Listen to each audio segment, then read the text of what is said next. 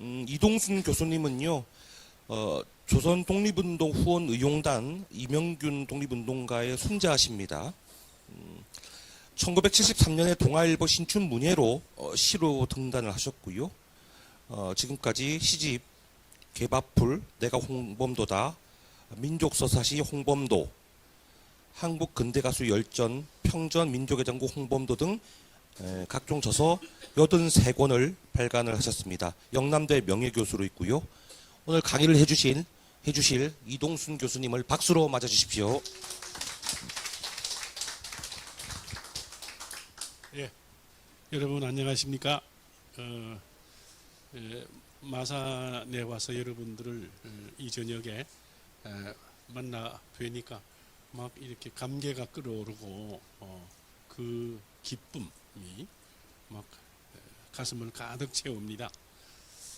그러나 기쁨만으로 이야기하기에는 요즘 홍범도 장군과 관련된 여러 일들이 너무 우리들의 그 막 속을 끓게 하고 분노를 부글부글 유발시키는 그러한 막된 모습들에 대해서 과연 이걸 어떻게 해야 되나라는 생각들을 해보게 됩니다. 저는 자주 그런 생각을 합니다. 옛날 우리가 이제 한국 근현대사 공부를 쭉 이렇게 해 왔었는데요. 늘 보면은 그 역사 공부의 윤곽 속에는 선과 악이라고 하는 게 있었거든요. 선이라고 하는 것은 영웅혹을 자기 온몸을 바쳐서 그야말로 나라와 결의를 구하고 위기에서 구하고 발전시키는 일에 온몸을 바쳤던 그러한 분들이 이제 대개 선에 속하고, 악에 속하는 분들은 그런 분들에게 해코지를 했던 사람들, 그런 분들을 잡아서 어떻게든지 적에게 팔아넘기고 이익을 챙기고 자기 일파, 자기 일가족, 자기 떨거지들의 어떤 그 신상의 이익만을 위해서 노력했던 악질 고등계 형사, 밀정, 매국노, 반역자, 친일 경찰, 친일 관리, 친일 군인, 얼마나 많은 그러한 악당들이 있었겠습니까? 좀 살다가 선인도 죽고 악인도 죽고 다 죽었습니다. 그런데 세상을 떠난 그들이 아주 떠난 게 아니라 선인은 선인으로서의 어떤 선의 뿌리를 후대에게 계속 남겨주어서 그 얼굴도 모르고 핏줄도 다르지만은 그러나 정신적으로 그러한 정신을 배달받고 계승한 그러한 분들이 의로운 일을 계속 해가고 있고, 악당놈들은 악당놈들대로 또 환생해서 이 반역적인 행동, 매국노와 다름없는 그러한 짓거리, 이런 것들을 해내는 경과를 보고 있다는 것이죠. 참 무서워요. 절대로 한 인간의 몸뚱이는 부서져서 사라질지언정 그가 이렇게 살아생전에 뭔가 이렇게 쌓았던 업, 이런 것들은 소멸되지 않고 반드시 후대로 이어지는 그러한 것을 우리는 똑똑히 지켜보고 있습니다. 홍범도 장군과 관련해서 일어나는 여러 일들이 그렇습니다. 세상에는 보통 우리가 이제 기본적인 어떤 규범, 룰이라고 하는 게 있죠. 해서는 안 될 짓. 어느 정도까지는 허락이 되지만은 그 정도를 넘어서면은 그것은 그만 지탄받는 행동. 그러니까 그러한 어떤 활동의 범위 안에서 우리가 되게 살아가지 않아요. 가족도 그렇고 우리 사회도 그렇고 그런 규범 속에서 살아가는데, 그러니까 그 규범 안에는 교양과 상식과 이러한 것들이 어쨌든 부동의 가치로 딱 고정되어 있어서 그것은 정말로 다쳐서는 안 될 것, 손을 대서도 안 될 것, 변조해서도 안 될 것, 이런 것으로 모두가 다 공통적으로 인식하고 있잖아요. 안중근 의사에 대해서만도 그렇고 윤봉길 의사도 그렇고 홍범도 장군도 그렇죠. 그런 분들의 경우가 얼마나 많습니까? 특히 이 나라의 독립운동사 참으로 많은 그 전공학자들의 연구가 뒤따랐고 그것을 헐뜯고 무너뜨리려고 하는 일제 관학자들과 그들의 후예들에 의해서 손상된 부분도 많지만은 그러나 지켜서 이룩해 놓은 우리들의 독립운동사 이걸 바탕으로 해서 참 민족적 긍지와 자부심도 가지고 참 내가 이 한국인으로 태어난 게 그래도 이런 분들이 계셔서 체면 유지가 되는구나 참 그나마 참 다행이다 라는 생각까지 하고 있는데 요 최근에 그게 묵사발 나버렸습니다. 이 윤 정권이 들어서고 난 다음에 뭔가 낌새가 참 이상했습니다. 여러 가지 낌새가 이상했습니다. 그 이상한 낌새 가운데 하나가 뭐냐 하면은 역대 보수적 정권이 들어섰을 때 세력을 막 떨치던 놈들이 참여 정권이나 진보적 성격의 정권이 들어서면은 싹 씻은 듯이 사라져버리는 놈들이 있었습니다. 누구냐 하면은 뉴라이트였습니다. 아주 괴상망측한 정신적으로 아주 뭔가 망측한 그러한 인식의 체계를 가진 그러한 놈들인데요. 근본적으로 이 놈들은 가장 은혜로운 두 나라가 있는데 미국과 일본입니다. 이 나라가 대한민국 정권이 수립되고 우리가 이렇게 불완전하지만 독립을 하게 된 것이 그들은 불완전이라는 생각도 안 하겠죠. 독립을 하게 된 것이 오로지 미국의 원자탄 두 방 덕분이다. 윤봉길 의사가 홍구공원에서 도시락 폭탄을 던진 것 그거는 한 테러리스트의 활동에 불과한 거고 또 하얼빈 역에서 총을 쏘았던 것도 그것도 아주 극단적 테러리스트이지 따지고 보면 이런 관점을 가지고 있죠. 홍범도 장군이 청살리 전투, 봉오동 전투에서 그렇게 전승을 한 것, 뭔가 거기에 대해서 민족적 통쾌감을 가질지는 모르지만은 실제로 따지고 파고 들어가 보면은 일본 측 자료가 맞아. 일본군이 몇 명 안 죽은 걸 가지고 뻥튀김해서 수백 명, 수천 명이 죽었다라고 막 과장된 홍보를 하고 거기에 속고 있는 한국인들 이런 식으로 자기들은 토론할 때 그걸 발표라고 하고 있어요. 일본 쪽 자료를 가지고 와서 그러니까 이 독립투쟁사라고 하는 그 자체를 그들은 인정하지 않고 불온한 집단들의 어떤 터무니없는 저항 이런 방식으로 보고 있죠. 그뿐만 아니라 그러한 생각들의 배경에는 뭐냐 하면은 일본은 정말 은혜로운 국가다 따지고 보면 박정희 대통령이 그렇게 경제 부흥을 이루었는데 기적을 이루었는데 그러한 기적을 이루도록 한 바탕에 저변에는 일본이 모든 것을 30수년 동안 막 피땀 흘려서 한국의 조선의 근대화의 토대를 다 닦아놓고 갔다. 고맙다고는 못할지언정 왜 침탈이라든지 무슨 유린이라든지 이런 식으로 일본을 매도하느냐라고 하는 게 뉴라이트의 관점이거든요. 기절초풍할 노릇입니다. 경부선에 대해서도 막 감사를 하고 있고요. 경부선 철도부설 그 모든 것이 일본은 정말 한국인의 진정한 발전을 위해서 그토록 애를 썼는데 감사는 못할지언정 돌을 던지다니 이런 관점이 이번에 육군사관학교 그 강의동 앞에 있는 강의동 본관 앞에 있는 6분의 그 흉상을 모조리 처음에는 철거한다고 했었죠. 우리가 이제 선명하게 기억하는데 모두 철거한다. 그 말이 뭐냐 하면은 독립운동사 자체를 전복시키겠다.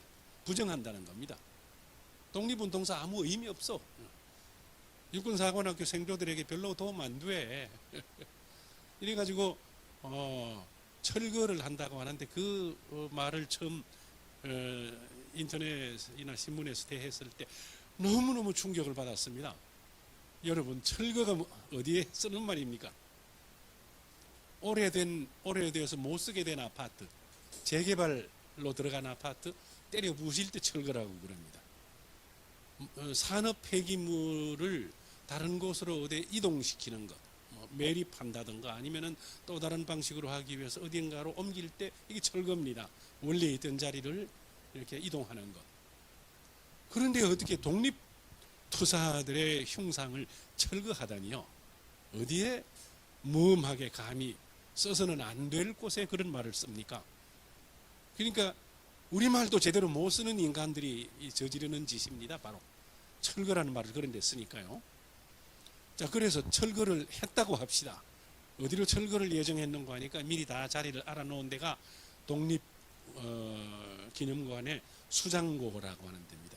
수장고는 엄청나게 큰 창고입니다. 독립기념관 안에. 이미 많은 석조 내지는 구리로 만들어진 조형물들이 너무 많기 때문에 상당수의 그러한 조형물이나 유물들이 수장고 안에 가득 차 있습니다.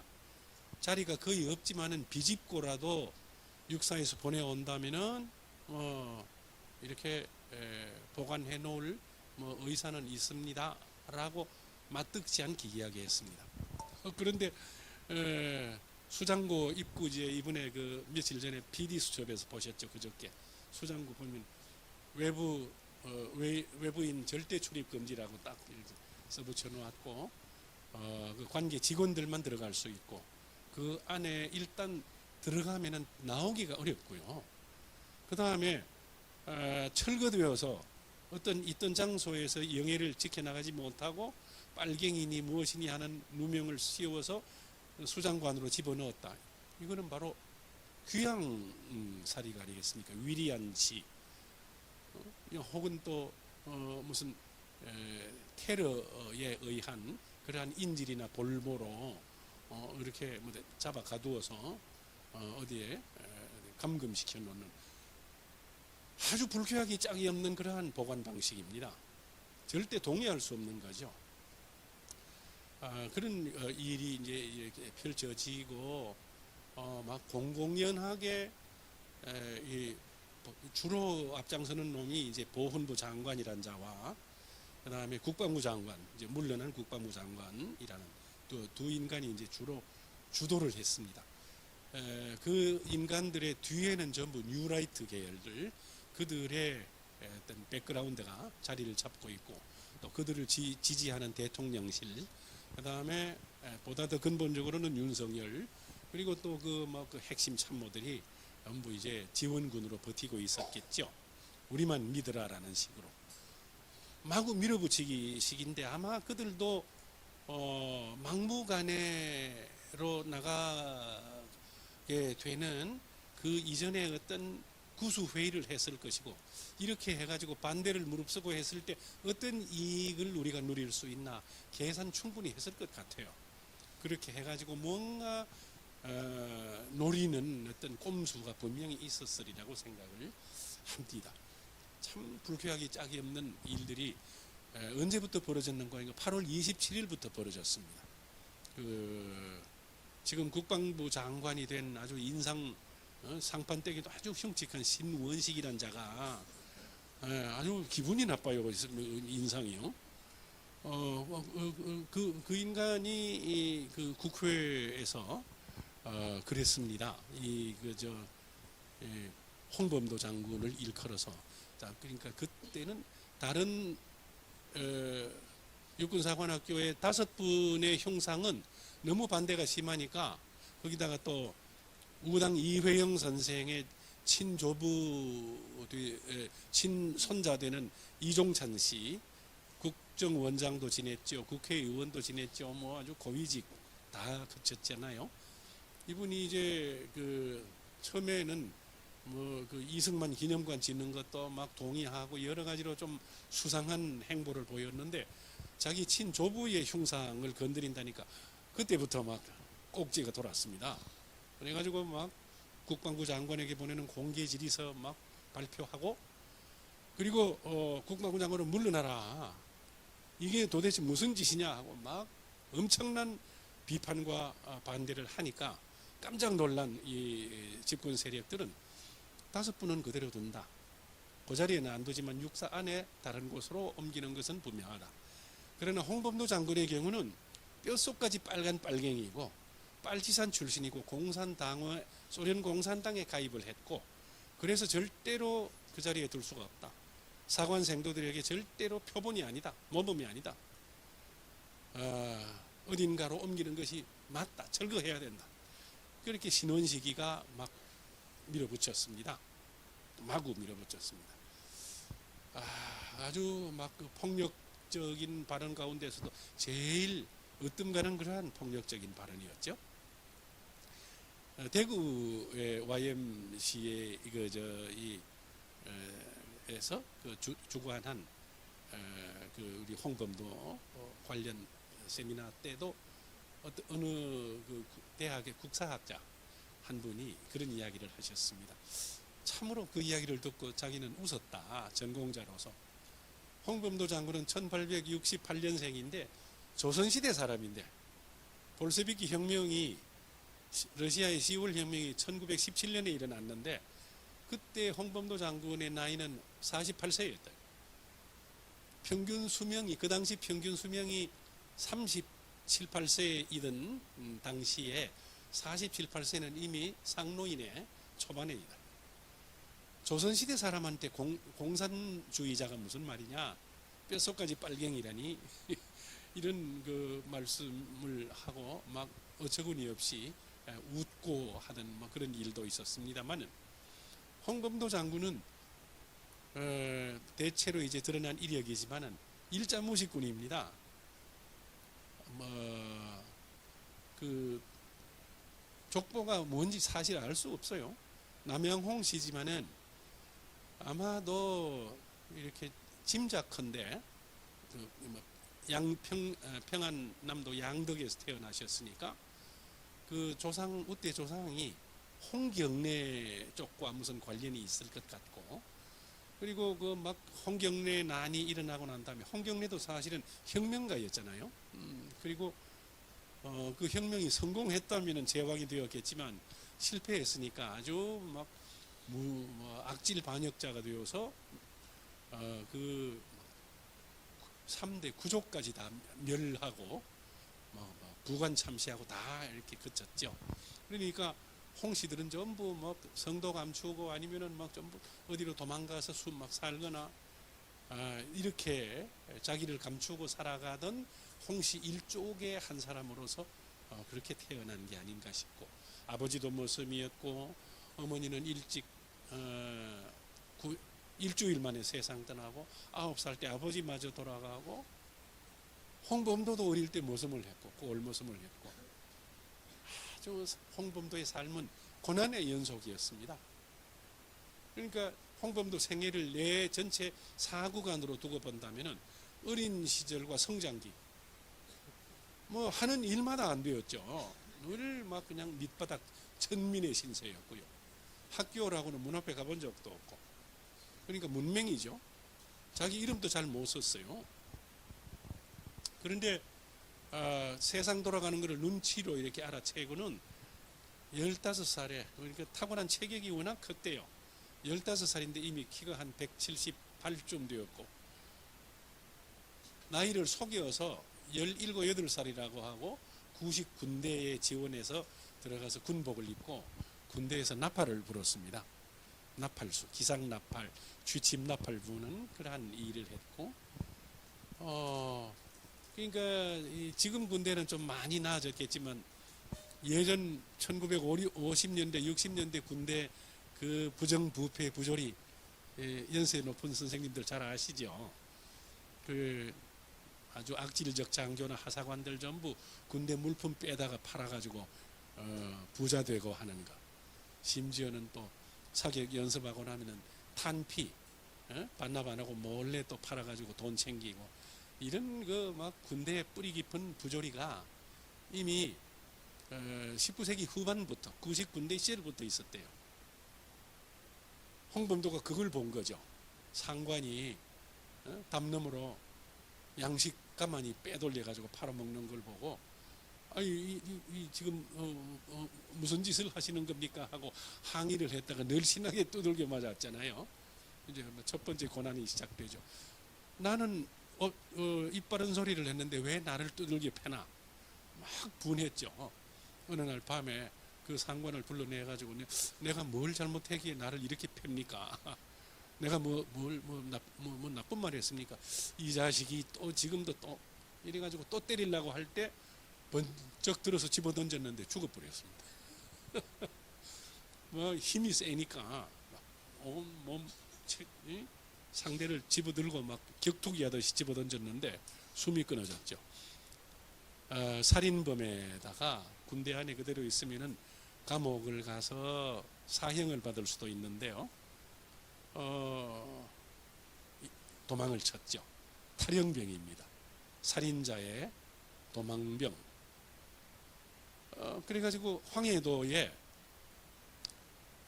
수완군이라고 하는 데를 이래 몰래 지나갑니다. 가다가 보니까 벌써 주막집 이 담벼락에는 홍범도의 얼굴이 이렇게 그 살인범 도망자를 찾는다라고 하는 현상금도 걸려 있고요.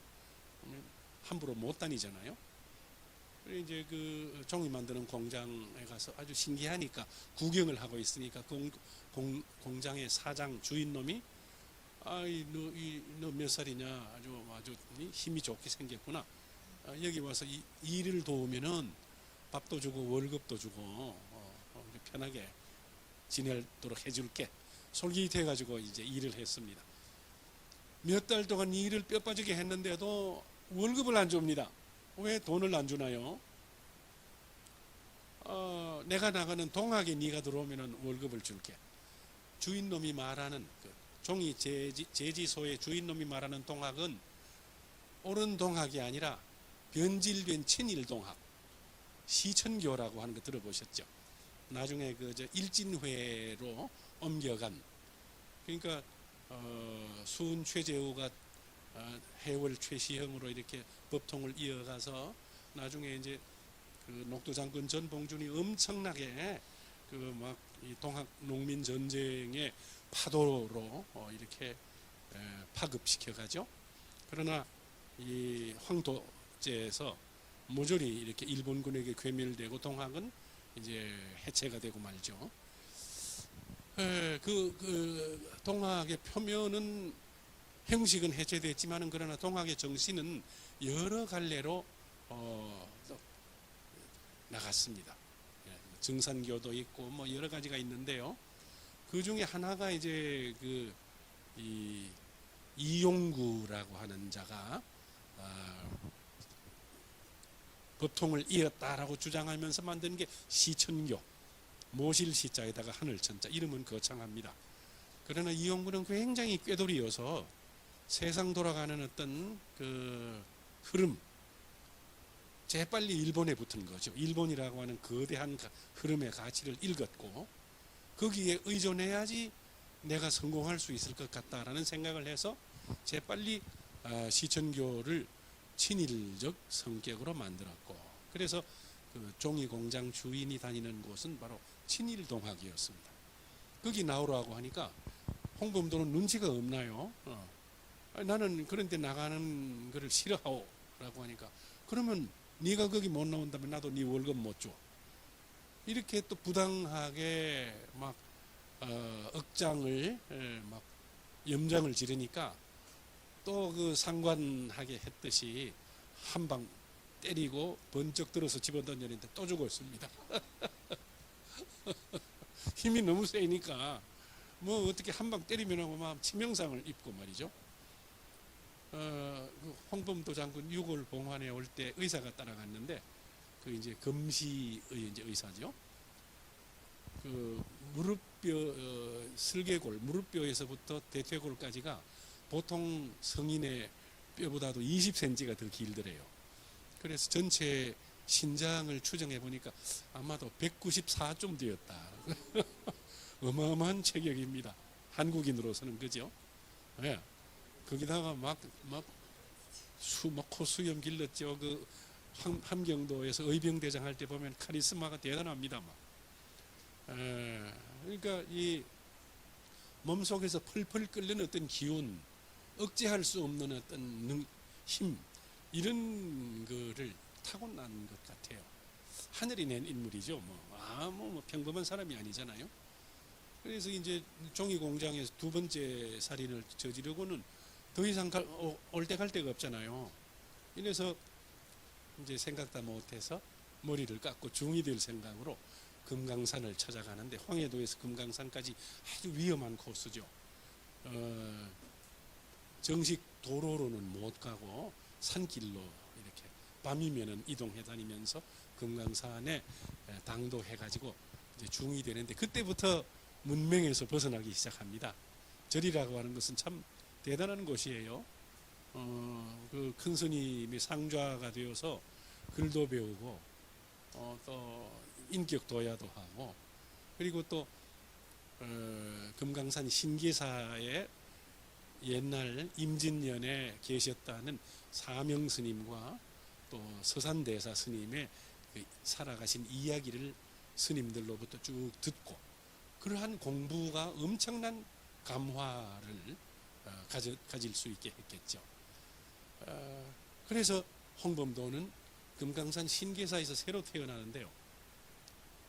또 하나 재미난 것이 금강산 신계사에서의 금강산의 성녀 생활을 2년 했는데, 들어갔던 이듬해 봄에 얼음이 녹고 개울물이 졸졸 흐르고 버들강아지는 누막 싹이 트는데, 나무하고 내려오다가 이제 길가에 지게를 놓고 잠시 쉬고 있는데, 어떤 비구니 스님이 고사리를 한 자루 캐가지고 등짐을 지고 이렇게 올라가는데 너무 힘들어 보이더라는 거죠. 이 스님, 너무 무거워 보이는데 어느 절에 계시오? 요 위에 앉아 있습니다. 내가 도와 드리면 안 되겠습니까? 그 고사리 자루를 냉큼 받아서 어깨 위에 지고 그냥 그 암자까지 이제 둘이 비구와 비구니 두 사람이 걸어가면서 이야기를 주고받죠. 어떻게 해서 이래 스님이 되셨나요? 뭐 여러 내력을 이야기하다가 눈물도 흘리고 뭐 위로도 하고, 그러다 보니까 또 만나고 젊은 청춘 남녀가 만나다 보니까 스님인데 보면 정이 들었어요. 사랑이 싹이 트고 보면 해서는 안 될 짓까지 하고 악의까지 가지게 되죠. 이러니까 그런 어떤 변화의 흐름을 큰 스님, 지담 스님은 다 읽고 계시고, 그래서 너희들은 내가 처음부터 보았지만은 평생 승려가 될 운명이 아니란다. 너희들이 살아갈 길은 따로 있으니까 이 길로 속가로 나가도록 해라. 그래가지고 이제 환속을 하죠. 처가가 있는 곳이 북청입니다. 북청, 함경 북도 북청. 그곳을 향해서 가는데 가다가 또 여러 위기를 만나거든요. 건달놈의 희롱도 받고, 또 이 경찰 보조원 놈으로부터 막 수색을 당하는데 그놈들을 또 두들겨 패고 막 도망을 치고 여러 위기를 겪으면서 나중에는 같이 갈 수가 없으니까 아내를 진정으로 혼자 가도록 하고, 이제 자기는 단신으로 산골짜기를 헤매 돌면서 일종의 비적 비슷한 활동을 하게 됩니다. 그러다가 자기하고 비슷한 사람을 만나서 또 협동을 하기도 하고, 그게 또 힘들어지니까 나중에는 한 1, 2년 뒤에 아내가 있는 북청을 찾아가서 가보니까 아들이 태어나 있어요. 아들 이름을 양순이라고 지은 것도 알았거든요. 그리고 단란한 가정생활을, 부부생활을 시작하는데, 저녁이면 이제 따뜻한 국과 밥이 상위에 올라오죠. 밤이면은 아내와 같이 또 잠을 자죠. 아기가 크면서 또 재롱을 부리죠. 그러는 가운데서 둘째 아기도 태어났습니다. 아들이었습니다. 두 아들이죠. 큰 아들은 홍양순, 둘째 아들은 홍용환, 아내는 이름이 옛날 사람들은 이름이 없어요. 그냥 단양 이씨. 호적에 보면 이단양 뭐 이렇게 되어 있습니다. 단양 이씨. 그렇게 아내와 더불어 살던 2년 6개월 동안의 기간이 홍범도 생애에서는 제일 행복했던 시간입니다. 뭐를 했나요 그때? 먹고 살 길이 힘드니까 포수를 했습니다. 총을 워낙 잘 쏘았으니까. 그래서 그 일대가 전부 계마고원인데요. 자기하고 같이 포수를 하는 사람들이 한 수십 명, 5, 60명이 되는데 워낙 체격이 좋고 막 믿음이 가고 지도력이 있으니까 그 산포수라고 그러는데 산포수 중에 두령이 되었습니다. 그런데 이미 그 시절은 을미사변이 일어나고 민비가 외놈들에게 무참한 죽임을 당한 그 직후에 온 세상이 다 알게 되었죠. 홍범도도 그 사실을 들었습니다. 그런데 이미 그때는 조선 팔도 전체에 일본 경찰과 헌병이 쫙 깔려 있을 때입니다. 함경도 지역의 경찰과 헌병들이 뭔가 제일 불편한 게 포수들이었어요. 말을 해도 잘 듣지도 않고 또 총을 들고 있으니까 뭔가 함부로 이렇게 막 잡아갈 수도 없고, 그래서 생각다 못해서 꾀를 낸 게 무기를 반납하도록 해라. 너희들의 생업의 도구니까 필요할 때 내줄게. 그러나 평소에는 경찰 관서나 헌병대에 보관한다. 총기 및 무기 소지에 관한 건이라고 하는 법령을 제정해 가지고 공포를 했고 포수들에게 반납하도록 명령을 했습니다. 홍범도를 비롯한 산포수 수십 명은 회의를 했는데 100이면 100사람이 전부 무기 반납을 반대했습니다. 자, 이때부터 뭡니까? 집에 있을 수가 없죠. 일본 경찰이 체포하러 오니까. 그래서 모든 포수들은 산골로 들어갔습니다. 계마고원 일대에 산형지리를 손바닥에 손끝보다도 더 잘 알죠. 어디로 가면은 물이 샘이 있고 어디로 가면은 동굴이 있고 어디로 가면은 절벽과 낭떠러지가 있고 뭐 어느 길이 편하고 어느 길이 지름길이고 이걸 환히 다 아니까요. 일본군은 작전 지도라고 만들었지만은 포수들의 그러한 산형지세를 파악하는 능력보다도 훨씬 떨어지죠. 이래가지고 산속으로 들어간 홍범도와 그 산포수들은 자연스럽게 홍범도 의병대가 되었습니다. 그리고는 자기들을 잡으러 오는 일본 군대, 일본 경찰들과 요소에서 전투가 벌어집니다. 크고 작은 국지전 전투가 벌어집니다. 이 전투 방식이 뭡니까? 치고 빠지는 방식. 바로 게릴라 전술이고요. 그리고 눈이 많이 왔는데 그 눈 위에서 자기들의 흔적을 감추기 위해서 속이기 위해서 집신을 전부 거꾸로 신고 걸어가도록 했다 그래요. 그러면은 뒤쪽으로 간 줄로 알고 그러죠. 숨어버리면은. 그러니까 이것도 홍범도 장군의 머릿속에서 나온 전술이고, 그 외에 또 재미난 것은 예를 들어서 젊은 의병들이 자꾸 이래 보충이 되어서 한 500명쯤 되었다고 합시다. 이 500명을 10개 부대로 나누었습니다. 50명씩. 그래서 이 10개 부대를 전부 각각 홍범도 의병대로 이름을 붙이고, 하나는 북청, 하나는 갑산, 하나는 또 운흥, 하나는 또 삼수, 뭐 이런 쪽으로 동서남북으로 다 파견해 가지고 일본군과 전투를 벌이는데, 일본군으로서는 미칠 노릇이죠. 어제 북청에서 홍범도 부대가 나타나서 깨어졌는데, 저 갑산에서 또 홍범도 부대가 나타나서 일본군이 또 박살났다더라. 아니, 홍범도 부대는 축지법을 쓰나? 거리가 상당한데 어떻게 이동할 수가 있어? 이래서 이제 함경도 지역 주민들은 홍범도에 대한 신뢰가 굉장히 높아졌습니다. 펄펄 나는 홍범도, 여기에서 나온 말입니다. 날빛자, 비장군, 펄펄 나는 홍범도. 그냥 축지법을 쓴다, 바람같이 날아다닌다, 홍범도는 인간이 아니다. 뭐 여러 가지 이야기가 돌 뿐만 아니라 그렇게 민간의 신뢰가 높아지니까 양식이 몰래 들어오고 군량미, 그 다음에 돈을 가진 자들이 돈을 보내오기도 하고 또 아들을 홍범도 의병대에 믿고 보내기도 하고 이래서 함경도 시절에 홍범도 의병대는 정말 행복했습니다.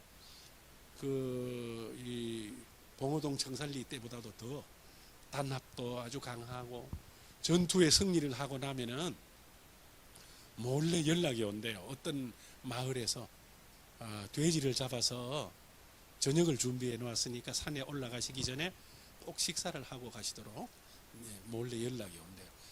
살그머니 가서 밥을 먹고 또 산으로 올라가는 아주 그야말로 민군 합동 이런 것들이 잘 이루어지던 그 행복한 시절을 우리는 떠올려 볼 수가 있죠. 그러나 일본군은 계속 당하고 있을 놈들은 아니겠죠. 점점 병력을 강화시키고 연대급 병력이 나중에는 사단급 병력으로 연대, 대대, 사단급 병력으로 숫자를 늘려서 홍범도 의병대를 치려고 하니까 수적으로 절대적인 열세니까 두만강을 넘어서 이제 다른 방식으로 옮겨가게 되는데 그때부터 독립군의 어떤 체제로 바뀌어가기 시작하죠. 이제 봉오동이라고 하는 그 동네는 최진동, 최운산 그리고 또 한 사람이 더 있는데 최씨 삼형제가 부모로부터 돈을 엄청 물려받은 금수저들이었거든요. 대토지 소유주였어요. 그런데 돈과 양식이 많으니까 늘 마적대가 공격해오는 표적이었습니다. 그냥 재산을 뺏기기 싫으니까 개인적으로 군대를 꾸렸습니다. 중국 놈도 불러들이고 한국인도 불러들이고 이래가지고 사병을 만들어서 군대를 조직했는데 이게 맨날 술만 먹고 마적들을 만나서 백전백패하고 늘 그게 걱정이었는데 소문난 홍범도 부대가 두만강을 넘어서 온다니까 미리 연락을 해서 긴히 의논할 일이 있습니다 해서 봉오동으로 불렀습니다. 여기 머물러서 마적대를 좀 방어해 주신다면은 모든 것을 지원해 드리겠습니다. 군복과 양식과 무기와 탄약까지. 잘 된 일이죠. 서로 누이 좋고 매부 좋고.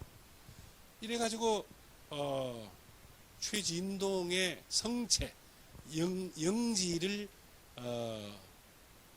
보호하기 위해서 머물게 되었고 이 홍범도 부대를 토벌하기 위해서 넘어온 일본 군대 야스카와 우리로 치면 한 중령 계급에 해당하는 연대병력이 홍범도 부대를 토벌하기 위해서 넘어와서 교전을 하게 되는데 그게 바로 홍범도 장군이 승리로 이끌었던 봉오동 전투라고 하는 것입니다.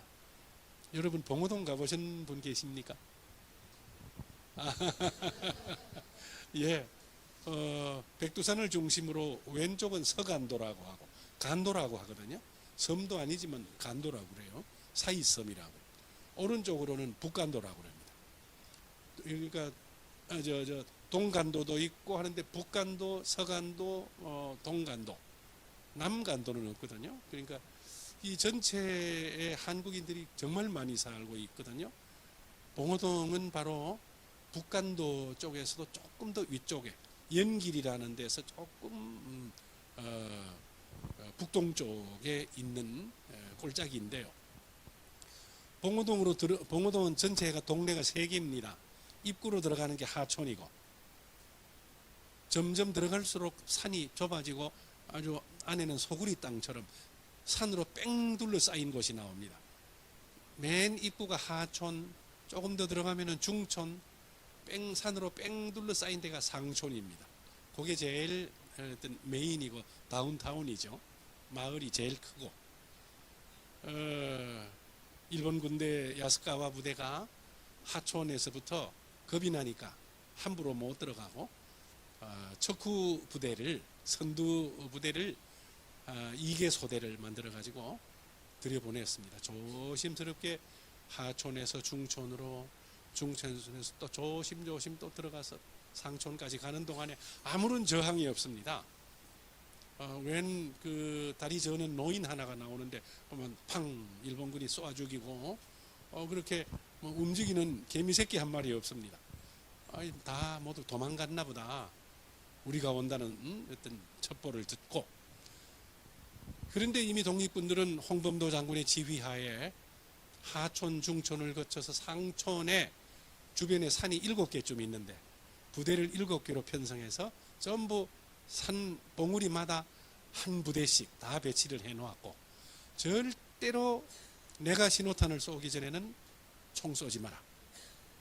이래가지고 음명을 내려놓고는 일본군 본대가 상촌에 딱 들어왔을 때 드디어 홍범도 장군이 신호탄을 쏘아서 주변에 7, 8개 산 꼭대기에서 빗발처럼 총탄을 퍼부었습니다.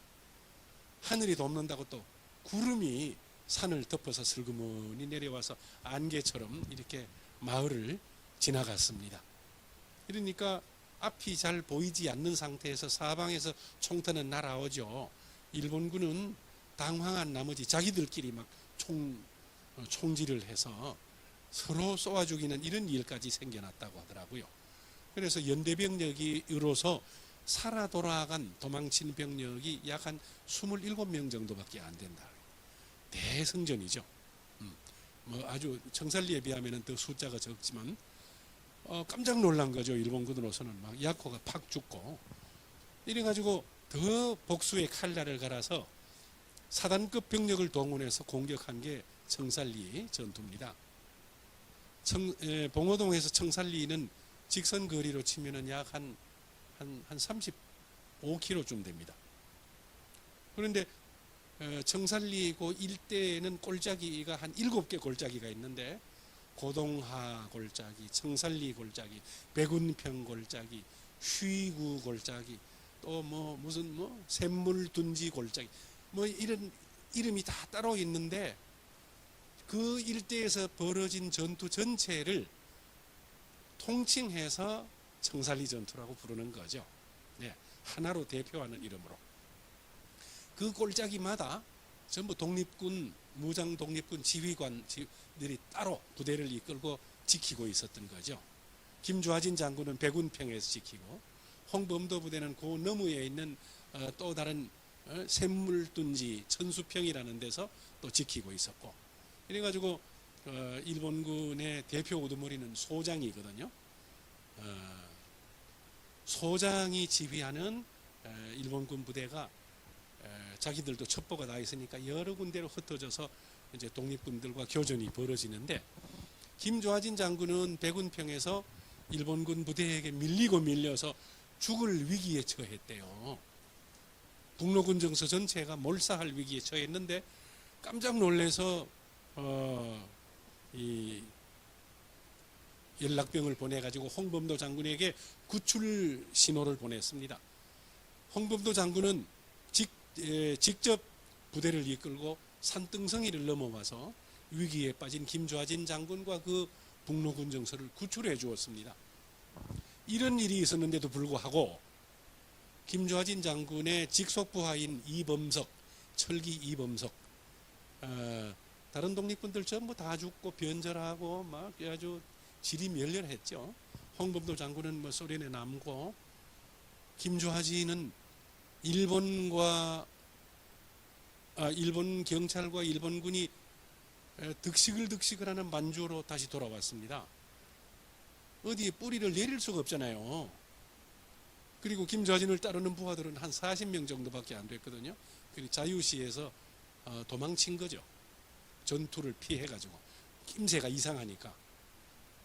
최진동도 도망쳐오고요. 최진동은 도망쳐서 자기 재산이 있는 봉오동으로 돌아갔고, 김좌진은 돌아오다가 저 어디 만주 영안이라는 데서 머물렀는데요. 워낙 먹고 살 길이 막연하니까 거기서 비적질을 했대요. 알려지지 않은 사실입니다. 김좌진 부대가 민가에 들어가서 양식을 훔치고 분유자를 욕보이고, 그 현지에서 나온 이야기들입니다. 그러니까 만주로 돌아온 김주하진은 아주 형편없는 불명의 상태였죠.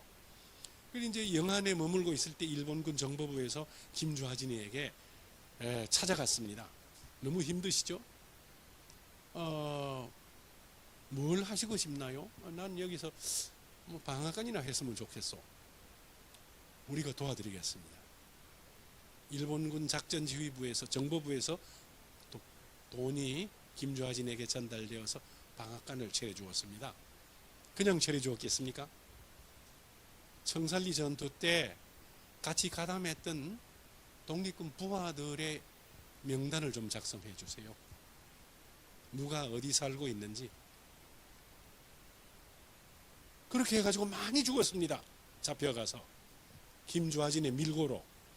이게 하나도 알려지지 않은 사실이거든요. 너무 행패가 심하니까 공산주의 계열의 이상실이라고 하는 청년이 찾아가서 총으로 김주하진을 암살했지 않습니까? 최진동 장군, 봉오동 전투에 모든 토대를 제공했던 최진동도 돌아가서 똑같은 짓을 했습니다. 일본군 정보부에 매수가 돼가지고 봉오동 전투와 청산리 전투에 참가했던 부하들을 죽음으로 전부 빠뜨리게 했던 살인마가 되었습니다. 뿐만 아니라 너무 모범적으로 활동하니까 최진동은 일본으로 초청받아가서 도조 히데키, 일본의 내각 총리 대신이었던 도조 히데키에게 훈장을 받고, 뿐만 아니라 일본 궁성으로 초청받아가서 히로히토의 격려와 악수와 돈까지 받았다고 합니다.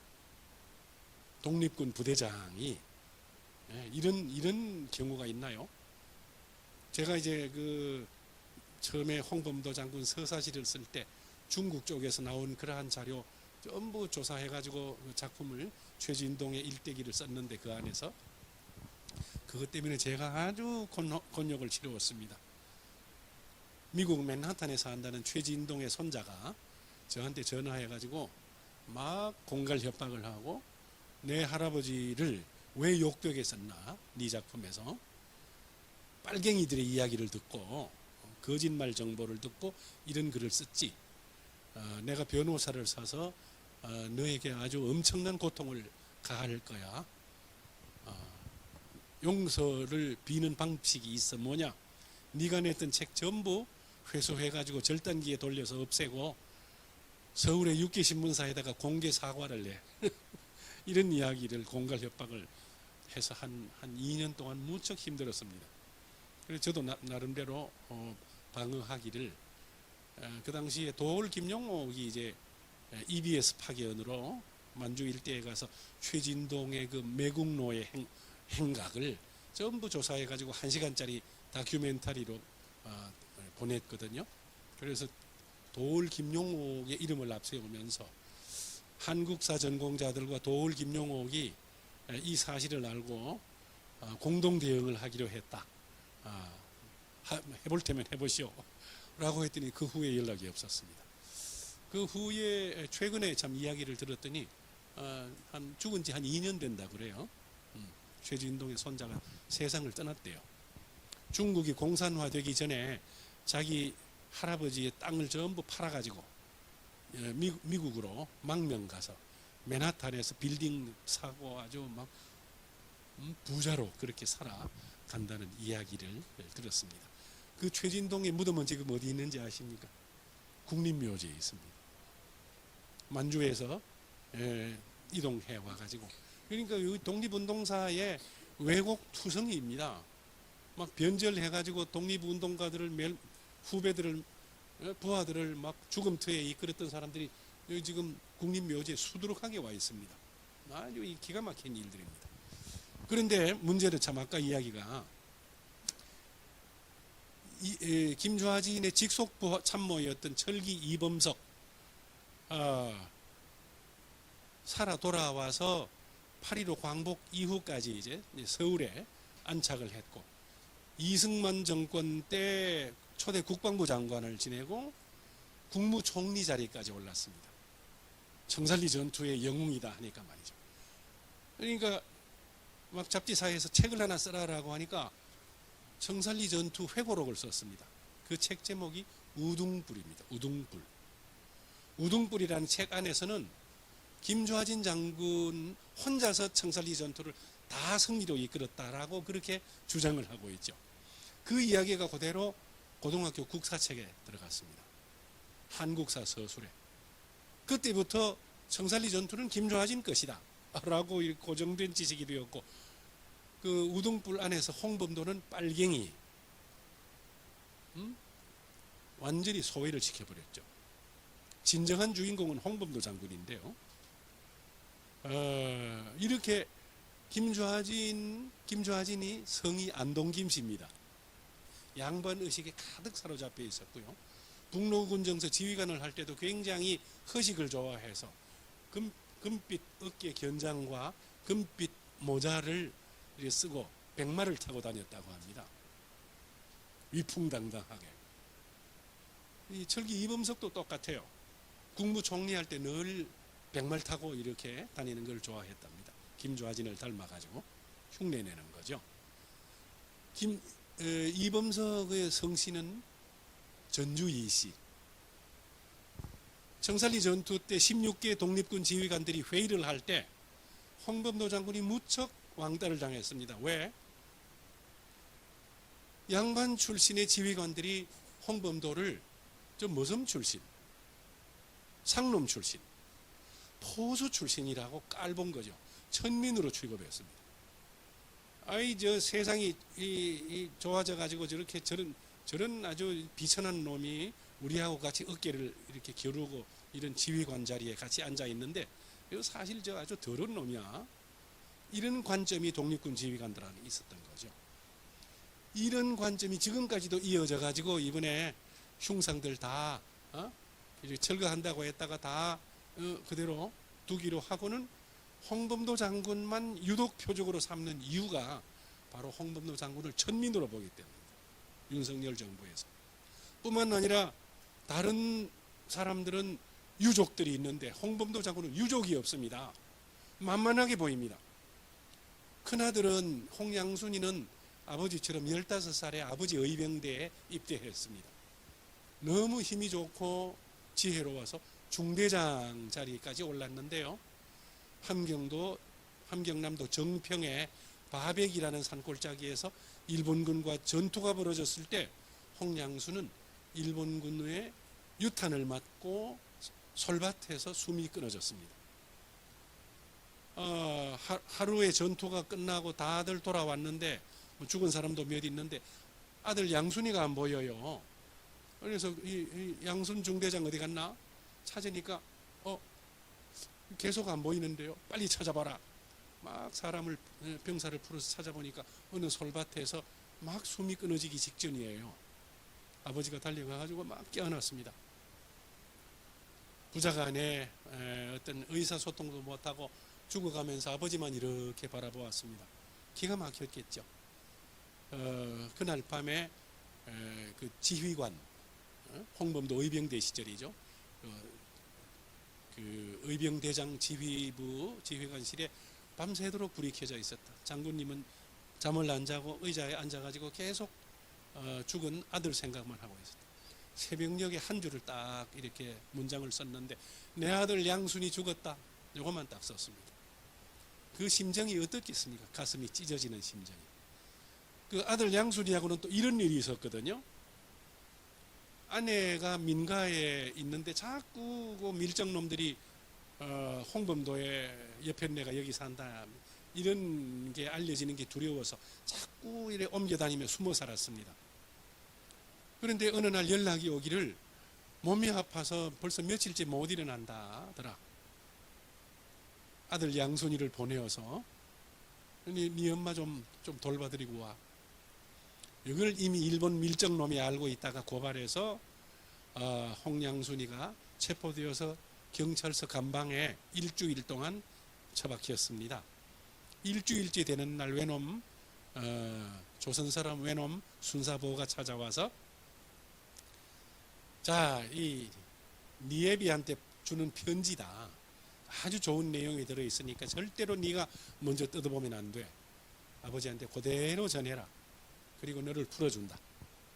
이제 이 양순이는 득이양양해서 무슨 아주 좋은 편지라니까 가서 빨리 전해야지 하고 탁 이제 부대로 돌아와서는 아버지한테 자초지종을 전부 보고하고는 그놈들이 편지를 이래 주기에 가져왔습니다. 아버지가 편지를 뜯어보니까 이런 내용이 들어있습니다. 귀순하면은 천황폐하의 은혜를 입어서 엄청난 부자가 될 것이요, 저항하면은 죽음만이 기다리고 있도다 라는 딱 두 마디였습니다. 그 편지를 보는 순간 너무 격분한 홍범도 장군이 권총을 꺼내가지고 아들을 향해서 정면으로 발사했습니다. 제대로 쏘았으면 아들이 관자놀이에 총탄을 맞아서 아마 즉사했겠죠. 손이 아마 떨렸을 것 같아요. 그 명사수가 떨리는 손으로 아들에게 총을 쏘았는데 탕 했는데 왼쪽 귓밥이 뚝 떨어졌습니다. 피가 철철철철 흐르면서 총소리가 나니까 부관이 달려와서 현장을 보니까 이게 기가 막히거든요. 아이고 장군님 왜 이러십니까? 아들을 감싸고 이래 나갔죠. 이 다친 부분을 치료하는데 한 달 걸렸습니다. 그로부터 아들 양수는 더욱더 철저하게 중대장으로서 모범적인 복무를 했다고 합니다. 그런 아들이 바베기 전투에서 전사했으니까 기가 막히죠. 둘째 아들은 의병대 생활을 할 수가 없었습니다. 가슴이 약해서 틈만 나면은 피를 토하는 결핵 환자였습니다. 그래서 북만주에 홍범도 장군이 잘 아는 한약방에 비밀스럽게 입원을 시켜 놓았습니다. 그런데 거기서 병원에 안 있고 자꾸 나와서 돌아다니고 하다가 신분이 탈로 나서 막 그냥 어디 모함도 받고 고발도 당하고 이랬는데 결국 아버지를 못 보고 결핵을 앓다가 죽어버렸습니다. 아내는 나중에 일본군에 잡혀가서 모진 고문을 받았습니다. 네 남편한테 보내는 귀순 편지를 네가 네 자필로 직접 써라 라고 이렇게 하니까 아무리 평범한 사내나 영웅 혹을일지라도 계집의 편지를 그대로 호락호락 믿을 사람은 별로 없을 것이다. 나는 절대 못할 것이니까 니놈들이 알아서 해라. 그리고 난 다음에는 혀를 깨물어서 스스로 세상을 떠나고 말았습니다. 모진 고문을 가했겠죠, 이놈들이. 그래가지고 아내가 일본군에게 고문을 받다가 죽고 두 아들이 그런 식으로 세상을 떠났고 전 가족을 독립운동에 헌납을 했잖아요. 이런 홍범도 장군을 뼛속까지 빨간 빨갱이, 무슨 유골, 그 다음에 공산주의자, 빨치산, 아주 말도 안 되는 소리로 홍범도 장군을 욕되게 하는 이 정부를 너무너무 아주 호되게 꾸중하는 바입니다. 용납할 수가 없습니다. 언젠가 반드시 그 책임을 물어야 할 때가 오리라고 생각합니다. 뿐만 아니라 이제 그 청살리 전투, 봉오동 전투를 승리로 이끌고 나니까 일본군이 또 당하고 있을 수만은 없죠. 이번에는 2개 사단병력 약 2만 명 가량을 함경도와 평안도에서 차출해가지고 벌떼같이 만주 일대를 초토화시켜 버립니다. 조선 사람 마을을 수상한 조선 사람들을 전부 토벌한다는 구실로 조선 사람 마을을 들어가서 무조건 불부터 지르고 움직이는 사람들은 다 총 쏘아 죽이고 임산부는 배를 갈라서 태아를 공중에 집어던져서 또 대금으로 찔렀고 그냥 미국의 선교사가 우연히 그 광경을 목격하고 미국의 신문에다가 보도까지 한 적이 있었죠. 이래 이 일본군이 저지른 만주 일대에서의 그러한 참혹한 조선인 말살 사건, 이것을 바로 간도학살이라고 합니다. 간도학살. 왜 우리 국사책에는 이런 게 안 나오는지 모르겠어요. 약 2만 7천 명 가량이 죽었다고 합니다. 그러한 일본군의 대거 출병이 있을 것을 미리 알고 만주의 독립군 부대들은 전부 아무르강을 건너서 어마어마한 먼 길입니다. 그것도 10월 말 11월 초에 그 먼 길을 걸어서 대장정을 해서 아무르강 건너 스보보드니라고 하는 러시아 쪽의 도시로 도피를 하는 거죠. 작전상 이동인데 도피죠. 도피. 도망이죠. 그 스보보드니를 우리말로 바꾸면 자유입니다. 자유. 자유시 참변하는데 그 자유가 바로 스보보드니 시에서 일어난 한국의 독립군들이 두 패로 나누어서 동족 상쟁을 일으킨 사건. 이것이 바로 자유시 참변입니다. 왜 자유시 참변이 일어났나? 약 3,000명 가량의 독립군들이 걷고 걸어서 거의 거지하고 다름없죠. 막 먼 길을 걸어왔고 전부 얼굴은 시커멓고 무서운 데다가 총을 전부 다 울러매었습니다. 이러니까 스보보드니 시민들이 깜짝 놀래가지고 불안하죠. 자기들 경찰서에 혹은 군대에 찾아가가지고 아이 무서워서 못 살겠어요. 어떻게 좀 조치해 주세요. 이러니까 대한독립군 그 홍범도 장군과 여러 사람들에게 지시를 한 거죠. 무기를 반납하시오 일단 라고 하니까 독립군 부대가 두 파로 나뉘어졌습니다. 가뜩이나 서로 사이가 안 좋은 갈등의 골이 있었는데 한 패거리는 상해파라고 그래서 뭔가 그 상해 임시정부를 지지하는 반대 사회주의 계열이 좀 있었습니다. 또 한 패거리는 이르쿠츠크파라고 그래서 거기도 또 사회주의를 지지하는 전반적으로 사회주의 지지 세력들이었고요. 상해파와 이르쿠츠크파 두 패로 나뉘었는데 이르쿠츠크파는 송범도 장군은 이르쿠츠크파에 속했습니다. 우리가 러시아 땅에 일단 왔으니까 저 사람들도 뭔가 그 어떤 그냥 하는 소리가 아니라 민간이 워낙 불안해하니까 총기를 반납하라고 하는데 우리가 이거를 끝까지 거절하면은 보복을 당할 수가 있어. 비극적인 일이 일어날 수가 있지. 웬만하면 우리가 총기를 반납하고 필요할 때 우리가 좀 받아서 일본군과 교전할 때 쓰면 되지 않겠나. 총기를 반납하면은 그들에게 무언가 지원을 요청하기도 좋지. 이런 관점이었습니다. 그러나 상해파는 그 김좌진, 이범석, 박일리아, 최진동 전부 상해파였습니다. 무슨 소리냐? 우리는 군대야. 군인이 총을 반납하고 나면 우리는 일반 건달이나 뜨내기와 다름없는데 절대 우리는 총기 반납 못해. 이렇게 두 패로 나뉘어졌죠. 그런데 홍범도 장군은 어느 날 다른 지역에서 불러가지고 일을 돕기 위해서 자기 부하들과 함께 스보보드니 부근의 어느 지역으로 가 있었습니다. 그런데 그 시기를 틈타서 소련 홍군 부대는 이르쿠츠크파의 강경파를 동원해가지고 장갑차와 대포를 끌고 나와서 그 무기 반납에 반대하는 상해파를 무차별 공격을 했습니다. 그래서 주로 스보보드니 기차역에서 전투가 벌어졌는데 현장에서 170명이 죽고 총 맞아 죽고 700명이 소련 군대에 포로가 되고 도망치다가 강물에 헤엄을 못 쳐서 익사한 사람이 한 100명. 이래서 전체적으로 한 270명 가량이 죽고 행방불명자도 한 뭐 좀 제법 되고 700명이 포로가 되었다. 이 비극적인 사건의 소식을 듣고 홍범도 장군이 깜짝 놀래서 스보보드니로 돌아와 가지고 보니까 길거리에 시체가 널브러져 있고 막 팔도 떨어지고 다리도 떨어지고 막 이 무참한 모습을 보았어요. 홍범도 장군이 막 울음이 막 황소 같은 울음이 터져서 내가 그대들을 지키지 못해서 너무너무 막 송구하기 짝이 없소.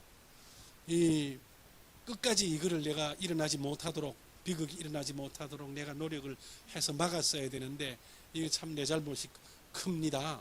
라고 막 외치면서 그렇게 시신을 매장하고 뒷정리를 하고 뿐만 아니라 700명 포로가 된 사람들을 빨리 석방을 시켜야 되기 때문에 군사재판이 열렸습니다. 소련군에서. 이때 홍범도 장군이 자청해서 재판관이 되기를 요청했고 그걸 수락받아서 들어가 가지고 철저히 변호를 해서 700명 가운데 670명을 석방시켰습니다. 홍범도 장군의 노력입니다. 그리고 나머지 30명이 아주 이 질이 좋지 않은 놈들이다 해가지고 잡혀 있었는데 1922년에 모스크바에서 전 세계 피압박 민족 대회라고 하는 것이 열렸습니다. 이때 막 여러 민족 대표들이 많이 참석했는데 홍범도 장군도 거기에 조선민족 대표로 초청을 받았습니다. 영광된 자리죠. 그리고 이제 모스크바의 어느 호텔에 턱 들어가서 있습니다. 그런데 문을 누가 똑똑 두드려요. 그래서 문을 열고 보니까 웬 러시아 사람 2명이 와가지고 통역을 데리고 와서 하는 말이 레닌 동지께서 홍 장군님을 무척 만나고 싶어 하십니다. 모스크바에 오셨다니까 아마 그렇게 초청하신 것 같습니다. 기쁜 일이죠. 그래가지고 그 사람들을 따라서 크레물린 궁전으로 가서 레닌을 만났습니다. 레닌은 활짝 웃으면서 방에 들어서는 홍범도 장군을 막 부둥켜 안았습니다. 정말 내가 존경하는 우리 홍범도 장군이 모스크바에 오셨다니까 초청을 했습니다. 그래서 얼마나 여러 가지로 힘드십니까? 청산리 전투, 봉오동 전투, 함경도 의병대 시절 이야기를 막 그렇게 묻더래요. 그리고는 또 자유시에서 일어난 비극적인 사건에서도 또 물어요. 레닌도 어느 정도 알고 있죠. 그래서 이야기가 나온 길에 홍범도 장군은 레닌에게 그때 제 부하들이 다 풀려났는데 아직 30명이 감옥에 있습니다. 억울한 감옥살이를 하니까 이분들도 좀 풀어주십시오. 이래가지고 풀려났습니다. 레닌이 즉시 연락을 해가지고 그 30명도 홍범도 장군이 노력해서 석방시켰습니다. 그런데 어떻게 국방부 공식 문서, 언론에 배포한 공식 문서에는 악랄한 악의에 찬 문장이 있는데요. 수보보드니 지역으로 진입한 수천 명 독립군들을 몰살시킨 주범은 홍범도다. 이런 문장이 있어요. 이 기절초풍할 일입니다. 어디 학계 검증도 받아보지 않고 수천 명이 몰살되었는데, 몰살은 아니죠. 170명이 죽었는데요. 그런데 수천 명을 몰살시키는데 그 주범이 홍범도다. 이런 식으로 홍범도 죽이기 작전을 국방부가 하고 있어요. 이 외국어 대학의 반병률 교수라는 이 자유시 참변과 독립운동사 전공 학자가 있습니다. 이분이 환하게 알고 있거든요. 그런데 정말 웃고 막 어이없는 웃음을 웃습니다. 수천 명을 몰살시킨 주범으로 이런 식으로 문장을 표현하는 국방부는 정말 부서져야 된다라는 이야기를 하고요. 그리고 소련 공산당에 가입했다라고 하는데 수천 명을 소련에 데리고 갔습니다. 그들을 입히고 먹이고 실탄 지급하고 보급을 받아야 되는데 공산당에 가입 안 하면 안 주잖아요. 어떻게 줍니까? 그냥 체류민으로, 민간 체류인으로 그렇게 지원을 받을 수가 있나요? 당연히 가입을 해야 되죠.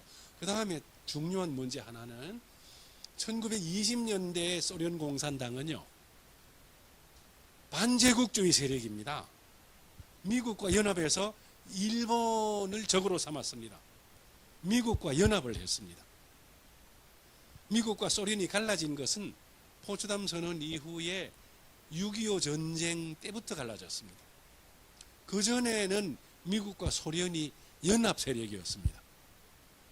그러니까 우리 한국 독립군들은, 대한 독립군들은 전부 공산당에 아주 기쁘게 가입했습니다. 왜냐하면 제국주의와 싸우기 때문에. 그래서 소련 공산당에 기쁘게 가입을 했고, 그 다음에 빨치산이라고 하는데, 이 빨치산은 그 당시에 빨치산이라고 하는 용어는 영어로 말하면 파르티잔, P-A-R-T-I-Z-A-N, 파르티잔. 이게 발음하기 어렵거든요. 파티잔. 이게 북한에 들어와 가지고 발음이 빨치산이 되었어요. 고려인 사회에서도 빨치산이 되었어요. 그러니까 느낌이 빨갱이의 빨자하고 빨치산의 빨자가 똑같아요. 그러니까 연상작용을 불러일으킵니다. 지리산 공비, 무슨 뭐 한라산 4.3 때 그 산으로 올라갔던 빨치산 동격으로 이렇게 보는 거죠. 1920년대 빨치산은 정확하게 번역을 하면은 대한 독립군입니다. 더 구체적으로 말하면은 항일 유격대, 이게 맞는 번역이죠. 빨치산 하니까 무슨 막 아주 악질 공산당 살인에 막 이골이 난 뭐 이런 식으로 해석을 하는 것은 천부당 만부당한 이야기죠. 이렇게 아주 괴기적으로 해석을 하고 있는 국방부를 우리는 어떻게 보아야 되겠습니까?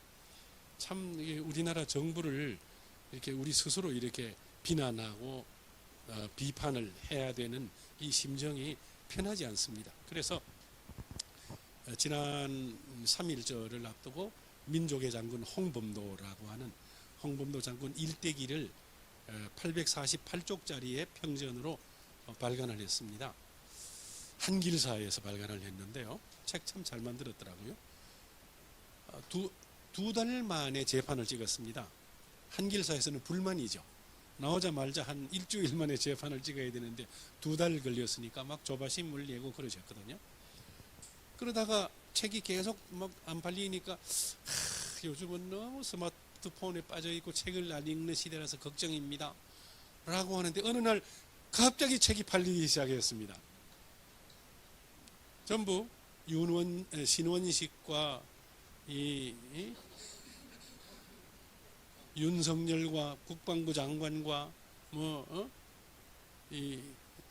국무총리와 이런 사람들의 발언 덕분이었습니다. 갑자기 책이 많이 팔려서 전체 도서의 2등까지 올라간 적이 있었습니다. 놀라웠습니다. 현재 6쇄까지 찍었습니다. 6쇄. 저 두꺼운 848쪽짜리 책이. 아유, 깜짝 놀랐습니다. 그런데 지금은 순위가 많이 내려왔습니다. 한 100, 오늘 아침에 보니까 114위인가 뭐 그렇더라고요. 그런데 8월 28일 날부터 홍범도 죽이기 작전이 시작되었는데 그거를 보면서 홍범도 평전에 책을 쓴 사람으로서 참을 수 없는 어떤 모멸감이 들었습니다. 밤에 꿈에도 홍범도 장군이 나타나시고요. 잠을 다 자고 나서 새벽 한 4시 반에 잠이 깨었는데 홍 장군의 목소리가 환청으로 들립니다. 분노한 목소리가.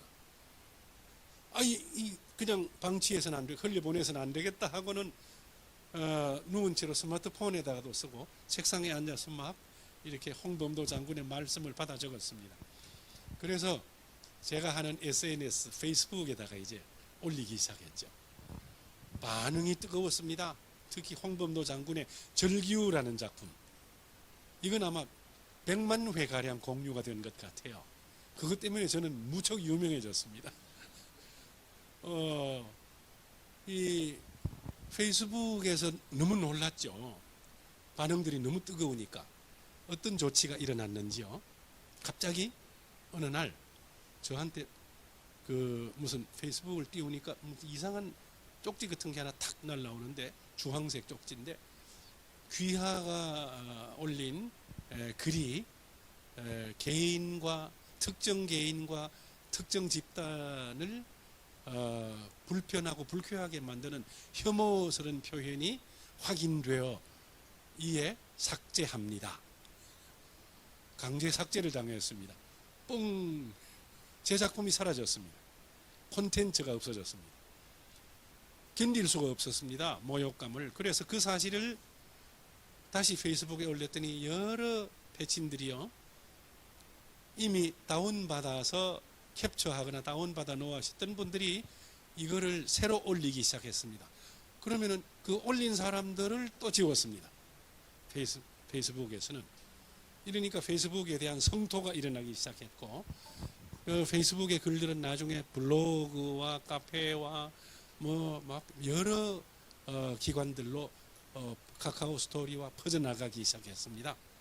그래가지고 그 홍범도 장군의 절기우라는 작품은 막 모르는 사람이 없게 되었을 정도고, 이후에 제가 막 계속해서 작품을 한 10편 가까이 실었는데 이번에는 페이스북에서 더 강력한 조치를 했습니다. 귀하는 우리가 경고를 주었음에도 불구하고 계속 불어놓은 작품을, 혐오스러운 작품을 올리기 때문에 활동을 강제 중지시킵니다. 처음에 이틀 중지시키더라고요. 그 다음에 이틀이 다 지나갈 무렵에 5일로 늘어났습니다. 5일이 또 다 지나갈 무렵에 일주일로 연장합니다. 옛날 학창시절로 말하면 못된 행동을 하는 학생에게 유기정학을 주는 거하고 똑같습니다. 정학당했습니다. 페이스북에서. 저는 그 사실도 모르고 습관적으로 페이스북에 들어가서 친한 사람의 글이 올라오면 반가워서 볼 수는 있거든요. 좋아요를 탁 눌립니다. 갑자기 제 스마트폰 화면 전체가 새카맣게 변하더라고요. 암흑으로. 약 한 30초 동안. 30초 너무 길더라고요. 아무리 눌려도 안 풀려요.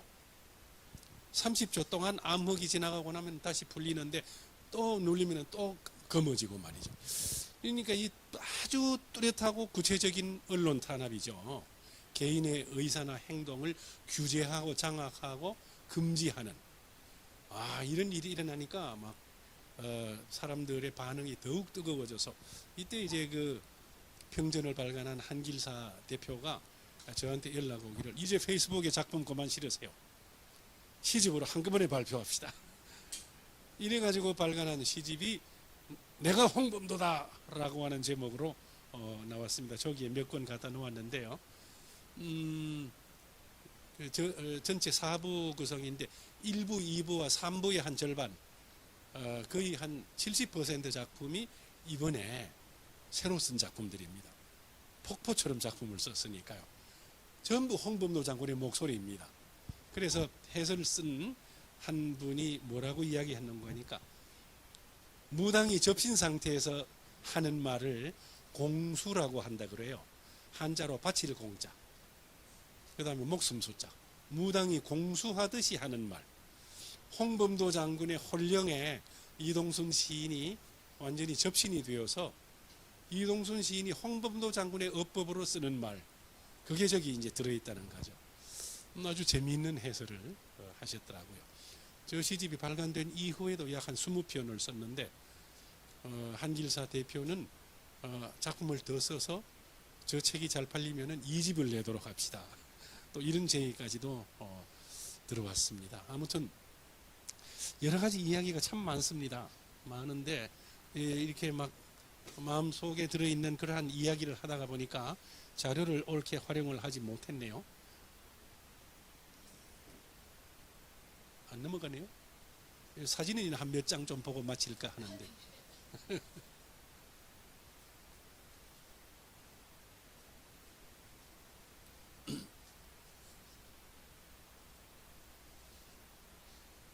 거기서. 이제 됩니까? 예. 예. 제가 홍범도에 빠지게 된 계기는 저의 조부님 때문입니다. 아까 말씀드렸던. 네. 대구 형무소에서 옥사하셨습니다.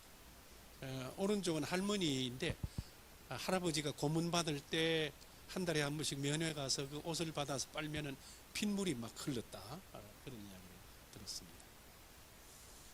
여기 이제 2003년에 발간한 민족서사시 홍범도 10권짜리인데 이 책을 발간해서 홍범도 장군의 무덤이 대전으로 오기 전에 카자흐스탄 크슬로르다에 계실 때 이 책을 가지고 가서 무덤 앞에 바칠 때 막 눈물이 막 났습니다. 홍범도 장군이 겪은 고난입니다. 구식군대의 모습이고요. 나팔수, 구식군대 나팔수. 종이공장 옛날 모습입니다. 금강산 신계사 홍 장군이 승려 생활을 하던 곳입니다. 포수들입니다. 산포수. 옛날 의병들이 쓰던 화승총, 아주 기능이 형편없죠. 일본 군대의 총은 연발총인데 화승총은 총탄 한 발 쏘려면 3분 걸립니다. 옆에서 불 붙이는 사람이 있어야 됩니다. 심지에. 네. 그리고 비 오면은 눅눅해서 총 발사가 되지 않습니다. 의병대장 시절에 함경도에서의 홍범도 장군의 위풍당당한 모습입니다. 참 멋있죠? 진짜 항일 유격 대장 같은 느낌이 듭니다. 아들 양순이가 문재인 대통령한테서 받았던 훈장입니다. 그 당시 신문에 홍범도 이야기가 많이 나오거든요. 자, 여기에 홍범도 있죠. 여기에 홍범도가 있는데 뒤에 가보시면은 여기 보십시오. 무장단의 부하 70명 결사대 홍범도 일파의 수령 뭐 어쩌고 이러고 여기에 독립군의 두목 홍범도 소식 국민회 두목 홍범도라 하면 음모단 중에서 제일 무서운 두령으로 이렇게 나오죠. 친일 계열의 신문에도 홍범도 장군을 아주 공포의 존재로 묘사합니다. 홍범도 부대가 대거 준비해서 막 어디 그 국경 지역을 침투한다 뭐 이런 소식. 연해주에 가 있을 때도 치타 자치정부를 방문해서 베일 조선인 홍범도가 부하 수백 명을 데리고 원조를 구하기 위해서 왔다. 홍범도 씨의 독립군 모집, 치타 정부 후원으로 연해주에서도 이렇게 피나는 노력을 했던 자료들이 이렇게 신문 기사에 남아 있지 않아요?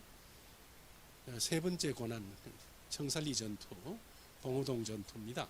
아까 말씀드린 하촌과 중촌과 상촌, 이 산으로 뺑 둘러싸인 곳이고 홍범도 장군이 여기에 있었습니다. 일본군이 봉오동 전투를 마치고 난 다음에 전황 보고서를 썼는데 전부 거짓말로 축소했습니다. 3명이 죽었다. 일본군이 이렇게 거짓말로 작성을 해놓았습니다. 이것도 마찬가지입니다. 야스카와 안천이 야스카와거든요. 야스카와 추격대, 봉오동 부근 전투 상보 뭐 이렇게 되어 있습니다. 이 봉오동 현장에 가면은 댐으로 변했습니다. 마을로 들어갈 수가 없습니다. 입구에 이렇게 비석만 세워놓았네요. 청살리 전투의 작전 개념도입니다. 빨간색이 일본군이고 요 가운데가 이제 청살리 일대의 독립군들의 모습입니다. 북로군정서 모습이고 이게 아주 통쾌합니다. 청살리 전투에서 총 맞아 죽은 일본 군대를 들것에 실어서 옮겨가는 일본 군대의 처참한 모습이죠. 청살리 현장에 세워진 대첩 기념비이고요. 봉오동 청살리에서 막 무서운 패배를 당하고 나니까 일본군 2개 사단이 완전히 만주를 쓸어버리는데요. 간도 방면 출병에 관한 건 비밀 서류입니다. 일본. 네. 만주에 출병한 일본군들 이렇게 악질적으로 토벌을 했습니다. 자, 자유시 참변 때 상해파를 공격한 소련 홍군 부대의 오하묵이라고 하는 아주 골수 공산주의자죠. 네. 자유시 참변의 주모자는 바로 이 사람입니다. 자유시 참변이 일어났던 그 개념도고요. 그리고 많은 독립군들이 죽었던 그 스보보드니 기차역입니다. 이거 보면은 저는 눈물이 납니다. 홍범도 장군이 모스크바로 갈 때 서류에 신청서를 작성했습니다. 조사표. 여기 보면은 생년월일에 1868년 몇 월생 이름. 이거는 자필 같아요. 필시. 여기 보면은 직업 의병 해놓고 뭐 모자라니까 28년. 의병을 28년 했다. 사회 지위는 농사. 무슨 위임장을 가지고 오셨어? 의병대 위임장. 그 다음에 어느 단체에 속하여서? 없소. 어느 노동조합에 속하여서? 없소. 아주 말투가 아주 막 투박하죠. 그 다음에 이게 대단합니다. 장래 목적과 희망, 고려 독립입니다. 살아서도 고려 독립, 죽어서도 고려 독립. 이런 분입니다. 그 다음에 어느 외국말을 알으시오? 없소. 모르면 전부 없소입니다. 네. 마지막에 사인이 있고요. 이 모자와 러시아의 군인들이 입는 장군복입니다. 크레물린을 방문했을 때 레닌이 주었던 선물입니다. 권총도 레닌이 주었습니다. 뿐만 아니라 러시아 금화 1000루블, 우리 돈으로 치면은 한 돈 1000만 원 되는 상금, 격려금까지도 주었다고 합니다. 이거를 국방부에서는 뭐라고 하는지 아십니까? 자유시 참변 때 자유시에서 독립군을 얼마나 죽였는지 레닌에게 보고하러 갔다. 이런 식으로 또 소설을 쓰고 있어요. 아주 악질적입니다. 모스크바에서 열린 극동 피압방 민족대회에 참가했던, 조선민족 대표로 참가했던 홍범도 장군의 모습입니다. 이미 늙어가고 있는 모습이죠. 이때 농사를 지을 때인데요. 장군복은 계속 입고 다니기를 좋아했고, 이때 나이가 한 57세 가량 되었습니다. 그런데 이 시기가 지나고 러시아로 강제 이주가 됩니다. 중앙아시아로. 스탈린이 그런 짓을 합니다. 이것은 홍범도 장군 순국 75주년이니까 지금부터 5년 전이죠. 올해가 순국 80주년이니까 5년 전에 제가 카자흐스탄 크즐로르다에 가서 홍 장군이 사시던 데 가서 연극 의병들이라고 하는 것을 고려인 배우들이 공연하는데 이 사람이 홍범도 장군 역을 하죠. 코스염을 가지고 있죠. 저는 여기 오른쪽 두 번째 앞줄에 앉아 있습니다. 이 사람들이 참 고맙습니다. 이 사람은 고려극장의 전속 극작가 태장춘이라는 사람인데요. 홍 장군이 그슬로르다에 사실 때 혼자 계시니까 쓸쓸해요. 고려극장의 태장춘 극작가가 어느 날 홍 장군한테 찾아가서 장군님 심심하시니까 우리 극장에 나와서 배우들 연극하는 것도 보시고 놀러 나오세요. 좋지. 놀러 나갔습니다. 그랬더니 연극 보고 아주 기뻐하시니까 늘 나오셔서 연극도 보시고 우리 극장에 아주 값비싼 연극 소품들이 많은데 도둑놈들이 이걸 노립니다. 훔쳐가지 못하도록 장군님이 좀 지켜주세요. 극장 경비를 시켰습니다. 대한독립군 총사령이 고려극장 경비가 된 사연입니다. 그냥 하는 게 아니라 매달 한 300루블 정도의 월급을 드리겠습니다. 그러니까 연금에다가 그 월급까지 조금 더 받으니까 먹고 살만하게 되었습니다. 양식을 구입하기에. 그러니까 이 태장춘은 고려극장 경비를 하는 홍범도 장군을 저녁이면은 자기 집으로 모시고 가서 고깃국을 끓여서 쌀밥을 대접했습니다. 그러고 나면은 차를 마시면서 장군님 옛날 이야기 좀 들려주시죠. 정살리 때 뭐 이야기하면은 옆에서 배우인 이함덕이라는 아내가 공책 가져와서 막 받아 적었습니다. 이 두 분의 기록으로 이게 남아 있는 겁니다. 예. 홍범도 장군의 이력서죠. 말하자면 1868년 평양 서문안 문열사 앞에서 내가 태어나서 어머니는 7일 만에 죽고 아버지 품에서 젖을 얻어먹고 9살 때 아버지 떠나자니 전부 구어체로 실감나는 홍범도 일지가 남아있는 것이죠. 홍 장군이 사시다가 돌아가신 말년의 집입니다. 단칸방입니다. 영하 30도 추위에 난방이 안 된 곳이었다고 합니다. 여기에 독거노인으로 사셨습니다. 이 홍범도 장군이 돌아가시고 난 다음에 1943년 10월 25일 바로 어제 저녁 8시네요. 돌아가셨는데 말년에 고려극장 경비도 못하고 왜 못했는가 하니까 도둑놈이 들어왔는데 네 놈이 들어왔습니다. 카자흐스탄 청년들. 이놈들이 물건을 훔쳐가려고 하니까 그걸 막으려고 하다가 강목으로 온몸을 두들겨 맞았습니다. 그래서 피멍이 들고 막 신경통이 생겨서 극장 경비를 그만두고 집 부근에 있는 고려인들이 운영하는 정미소 여기에 가서 쌀자루나 묶어주고 하는 보조를 했습니다. 그런데 한 일주일이 되도록 어느 날 홍 장군이 안 나와요. 방앗간에. 야, 홍 장군 집에 한번 가봐. 어떻게 됐는지. 가보니까 거의 혼수 상태예요. 깜짝 놀라서 정미소 청년들이 홍 장군을 둘러싸고 임종을 보았다잖아요. 돌아가시고 난 다음에 레닌 기치라고 하는 고려인 신문에 부고를 내었는데 이 부고가 눈물 납니다. 요 네모 박사안을 읽어보겠습니다. 홍범도 동무가 여러 날 동안 병원에 계시다가 병환에 계시다가 본월 25일 하오 8시에 별세하였기에 그의 친구들에게 부고함. 장례식은 1943년 10월 27일 오후 4시에 거행함. 그것을 오르다. 그 다음 대목 보십시오. 대한독립군 총사령관 홍범도 장군이 돌아가셨는데 누가 부고내었나요? 정미공장 일꾼 일동. 와, 아주 막 감동입니다.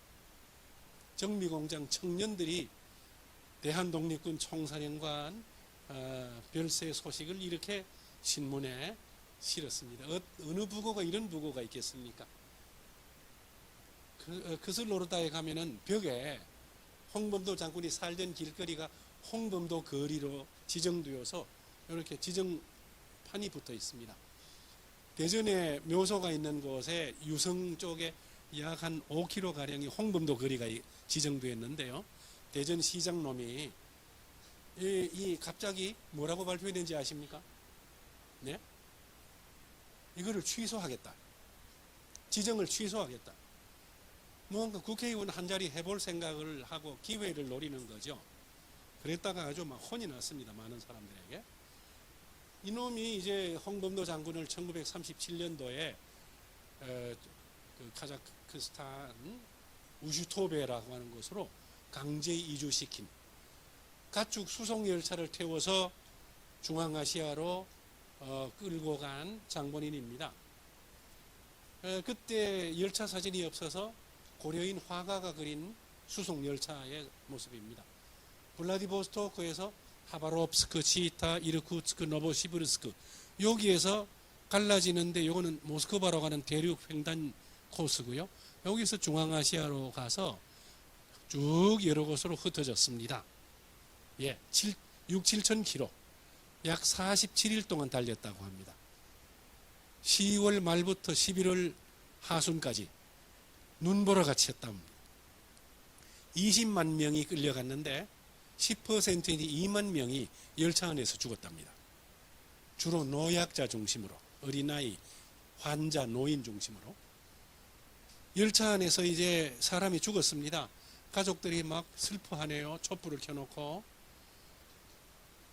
어떻게 합니까? 장례를 지낼 수가 없습니다. 열차는 달리는데 이불호청을 뜯어가지고 시신을 뚫뚫 말아서 창문이 없습니다. 바람 구멍으로 억지로 밀어내어서 시베리아 벌판으로 시신을 내보내는 게 마지막 장례식이었답니다. 죽은 가족의 시신 앞에서 어머니나 아내로 보이는 사람이 슬퍼하는 모습입니다. 맨 처음에 도착했던 우슈토베라고 하는 곳에 세워진 비석입니다. 제가 직접 찍어봤습니다. 카자흐스탄 그즐오르다의 홍장군 묘소 위에 있는 한 2m 되는 잘 만든 홍장군 기계가 느껴지는 동상이에요. 그런데 사진으로 자주 보는 육군사관학교와 국방부 앞에 있는 홍범도 장군 흉상 저는 너무 마음에 안 듭니다. 한국인 작가가 만들었는데 홍범도 장군의 기상이 없어요. 슬퍼 보여요. 나쁜 말로 하면은 꼭 슬픈 노숙자 같아요. 왜 그렇게 못 만들었는지요? 전라도 광주에 가면은 고려인 마을이 있는데 그 입구에 공원이 있습니다. 고려인 공원. 거기에 이 흉상을 그대로 축소해서 만든 홍범도 장군의 흉상이 있습니다. 그거를 표본으로 삼아서 만약에 홍장군 흉상을 없앤다면은 그걸 표본으로 삼아서 많이 만들어 가지고 전국으로 보급하는 운동을 우리가 펼쳐야 되지 않을까 이런 생각을 합니다. 돌아가시고 난 다음에 2년 동안은 그나마 좀 영광의 시간이었습니다. 문재인 대통령 재임하던 시절에 이런 훈장을 승격해서 받았죠. 이것도 또 트집 잡죠. 윤 정부에서. 왜 훈장을 2개나 주나 하는데 제가 문재인 대통령을 얼마 전에 만났습니다. 평산 책방 북토크 갔다가 그때 문 대통령 하시는 말씀이 참으로 착각을 하고 있다. 박정희 대통령 때 드린 훈장이 너무 작고 격이 낮아서 그걸 승격해서 준 것이지 왜 훈장을 2개 주었다라고 그렇게 왜곡된 해석을 하느냐라고 직접 이야기를 하셨습니다. 유골이 돌아오실 때 사진입니다. 카자흐스탄의 흙을 대전에 이제 뿌리는 장면이고요. 홍 장군의 위대성은 뭐 아무리 강조해도 지나치지 않습니다. 가장 밑바닥 천민에서 하층민에서 시작해가지고 우리 민족을 위기에서 구하는 일을 하셨으니까요. 네, 여러 가지 이야기가 있지만 뭐 다 말씀드린 것이고 고려극장의 모습이고요. 홍범도 장군의 무덤 앞에 아까 그 10권짜리 책을 바치던 사진이 하나 있네요. 여러 해 전에 역사전을 초청을 받아서 홍범도 일지에 대해서 이야기를 하는 장면입니다. 그리고 서울 동작동 국립묘지에서 순국 77주기니까 3년 전이네요. 이때 추모시를 낭송하는 광경입니다. 대전 현충원에서 저 평전이 발간되고 난 다음에 제 친구 정호성 시인하고 같이 가서 저하고 아주 다정합니다. 나이도 같고 1973년 신춘문예 등단도 갔습니다. 그래서 제가 오라고 하니까 얼른 와서 같이 기념 촬영을 했습니다. 요거는 강제이주 열차라는 시집을 창비해서 발간한 게 있습니다. 네. 이렇게 해서 요게 이제 평전 민족의 장군 홍범도이고요. 그리고 최근에 나온 시집 내가 홍범도다 라고 하는 것인데 바로 어제 서울을 갔다가 이 시집 발간에 대한 기자 인터뷰를 하고 왔는데 약 8개 신문사에서 와서 열띤 취재 경쟁을 했습니다. 혹시 조용한 시간이 되실 때 홍범도 이동순 이렇게 입력을 해서 검색을 하시면은 그 기사들을 아주 상세하게 보실 수가 있을 것 같습니다. 여러분 긴 이야기를 들어주셔서 너무 고맙습니다.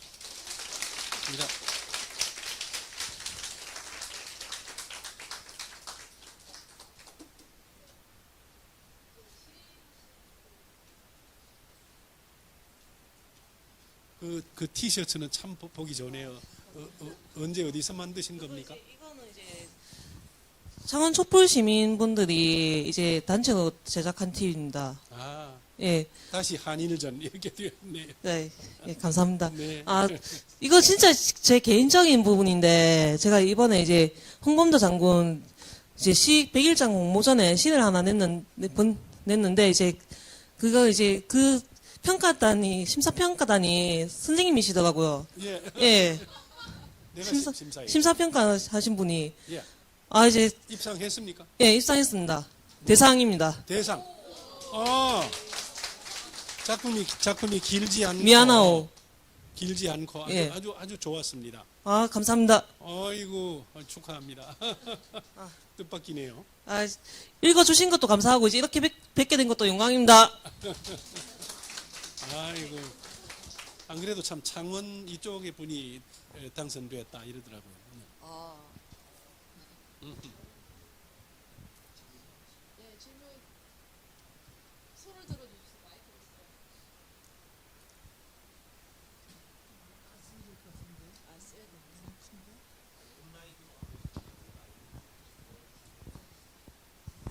좀 지역적인 질문일 수도 있는데 아까 그 청산리 때 함께 전투했던 최진동 장군이 그 나중에 뭐 좀 이상하게 네.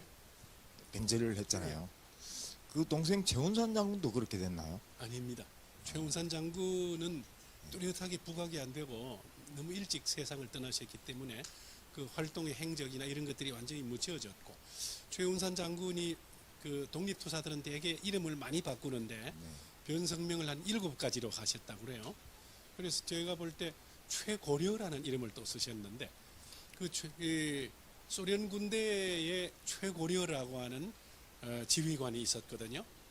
독립운동가로서 그분이 최운산 장군인지 아주 확인할 수 없는 상태인데 아무튼 최운산 장군은 다른 분들에 비해서 국내에 알려진 자료가 너무 없고 그래서 그 기념사업회도 꾸려졌고 그 관계자도 만나보았는데 왜곡된 자료들이 너무 많아서 앞으로 계속 활동해 가겠다라는 그런 이야기를 들었고요. 아무튼 최운산 장군은 그러한 변절의 경력이 전혀 없는 걸로 저는 알고 있습니다. 그 밑에 동생도 그렇습니까? 예. 거기는 전혀 안 알려지고 형만 그렇게 됐네요. 최진동만. 아, 최진동에 대해서는 아주 여러 자료들이 그렇게 변절의 이야기를 아주 구체적으로 증언하고 있는데 그 손자는 빨갱이들이 자기 조부님을 아버지를 조부님을 매도하기 위해서 날조한 말이다 이렇게 또 이야기를 하더라고요. 어쨌든 그 김좌진, 이범석, 최진동에 대한 오늘 선생님 말씀이 상당히 충격적이었습니다. 충격이죠. 그렇죠. 강의 잘 들었습니다. 아유 선생님 감사합니다.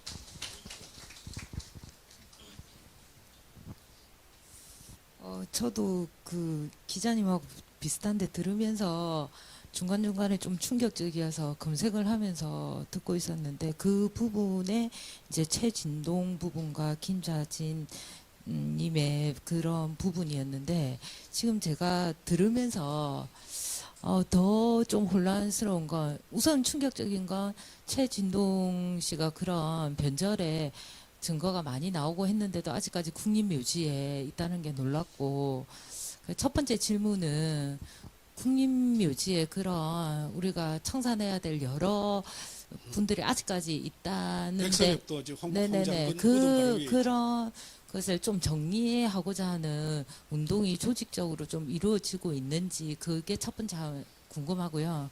그다음 두 번째는 제가 이제 중간에 이런 궁금한 점 때문에 검색을 하다가 그 최진동에 대한 그 부분에 지금 선생님이 말씀하시는 부분 그 학자들도 있고 그 또 반대로 그 친일의 행적이 많이 그 증거가 없다 역사학자들이 그래서 국회의원들 중심으로 작년에 그 최진동과 최운산 형제의 독립운동사 바로 세우기라는 학술 세미나를 맞습니다. 조직적으로 굉장히 많이 했더라고요. 네네네. 이 뭐가 진실인 건지 그리고 또 교과서 지금 한국사 교과서에는 어떻게 진술이 되고 있는지 또 이렇게 보니까 7종 교과서는 뭐 그냥 홍범도 장군에 대해서 지금 말씀하신 대로 뭐 한 줄 정도 그다음 청산리 전투는 오직 뭐 김좌진 장군 이래가지고 딱 돼 있고 그다음에 1종 정도에서는 또 이게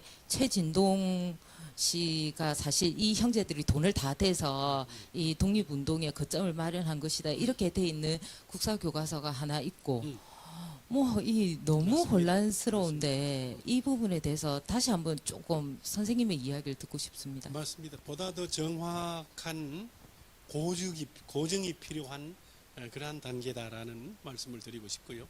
일단 알려진 그러한 윤곽을 중심으로 이것이 과연 진실이냐 아니냐의 여부를 이렇게 가려내기 위한 보다 정확한 고증, 전문 학자들이 참여하는 그러한 고증이 필요하고 자료의 발굴이 필요한 그런 시점이죠. 제가 그 과거에 보니까 1960년대, 70년대 기억인데요. 국가보훈처에서 그 당시에 그 등록되지 않은 독립운동가들의 숨은 사례를 막 이렇게 전부 조사하고 찾고 한다고 들었습니다. 그래서 자기 집안에서 할아버지나 뭐 삼촌이나 누군가가 독립운동했는데 알려지지 않은 경우에 자기들이 무언가를 자료를 정리할 능력도 없고 이럴 때 보훈처 부근에 어떤 사람들이 많은고 하니까 브로커들이 그래 많았습니다. 브로커. 예, 없는 사실도 돈만 많이 주면은 더욱더 소설을 써가지고 뭐를 뭐 일본군을 공격해서 몇 명을 죽이고 이런 거를 돈만 많이 주면은 숫자를 더 늘려서 규모를 늘려서 이래가지고 그 등록된 독립투사들이 제법 있다는 그런 느낌을 제가 가지고 있고요. 그 다음에 또 하나는 경북 그 봉화에서 1944년 해방되기 바로 직전에 봉화 우체국을 습격해서 돈을 이렇게 탈취해간 한 사람이 일본 경찰에 체포돼서 감옥에 갇혔는데 나중에 그 유족들이 뭐라고 하는 거 하니까 본인은 돌아가고 할아버지는 독립운동을 하기 위해서 일본 봉화 우체국을 습격해가지고 군자금을 털었다라고 하는데 동네 사람들의 증언에 의해서 그는 도둑놈이었다. 그는 절도범이었을 뿐이다. 우리가 환히 안다. 집단으로 진정해가지고 이것이 다시 독립운동가로 등록이 되었다가 취소된 이런 사례도 있거든요. 그러니까 아직까지 우리 독립운동사 안에 잘못된 경우들이 너무 많이 있을 것이다. 이거를 바로잡기 위해서는 참 막 난항을 겪어야 될 것. 이미 그 수훈을 받고 훈장까지 받았던 그런 사람들이 그걸 깎아내리는 일을 수락하지 않겠죠, 유족들이. 네. 이런 여러 가지 일들을 비롯해서 아까 말씀드렸던 이 아주 변절한 친일 경력을 가진 이런 사람들이 버젓이 국립묘지에 묻혀 있는 사실, 백선엽 문제만 해도 해결되지 않았고, 그 다음에 노덕술 같은 아주 악질적인 고등계 형사 출신들도 해방된 대한민국에서 아주 경찰로서 혹은 군인으로서 모범적 근무를 했다는 이유로 국립묘지에 묻혀 있는 사례. 정말 우리 아직 한국 현대사의 숙제, 풀리지 않는 숙제는 너무 많습니다. 우리 모두가 이제 해결을 해가야 되고 노력을 해야 될 부분입니다. 네. 예. 그게 이제 자료를 보면은 이제 저 청산리 전투 이후에 자유시 참변 이후에 1920년대 하고 그 37년도에 이주되기 전까지 그 선생님의 그것이 좀 조금 자세하게 나와 있지는 않은데 네. 충분히 선생님께서 활동을 다른 형식으로도 하셨을 것 같은데 거기 있으면 좀 설명을 해주시고요. 네. 하나만 더. 그리고 이제 카자흐스탄으로 이주를 갖다 하긴 했지만 거기에서 어쨌든 뭐 1930년대 말 40년대 초가 굉장히 암흑기긴 하지만 어쨌든 뭐 중국 상해를 중심으로 활동은 하고 있었고 그래서 뭐 탈출을 하시거나 다른 방식의 어떤 독립운동을 갖다 하실 수도 있지 않았는가라는 생각이 드는데 네. 그런 것 좀 한번 부탁을 드리겠습니다. 아주 궁금증을 가질 만한 부분이죠. 홍범도 장군은 자유시 참변의 끄트머리에 그 아까 말씀드린 바처럼 재판관 활동을 하시면서 많은 그 구속자들을 석방을 시키셨고 거의 이제 아주 감옥에 갇힌 30명이 있음에도 불구하고 소련 군대에서는 홍범도 장군과 그 부대들을 전부 강제로 소련 군대에 편입을 시켰습니다. 소련 군대. 그렇지만은 정식으로 소련 군대에 들어가 소련 군복을 입고 무슨 막사 생활을 한 게 아니라 편제상으로 그냥 이제 소련 군대에 편입을 시켰는데 홍범도 그 대한독립군 총사령관 출신을 소련군 대위 계급을 주었습니다. 여기에 다른 그 독립군 부하들이 막 격분을 했다고 그래요. 어찌 우리 사령관님을 소련군 대위가 뭐냐, 장군을 달아도 뭐 할 텐데.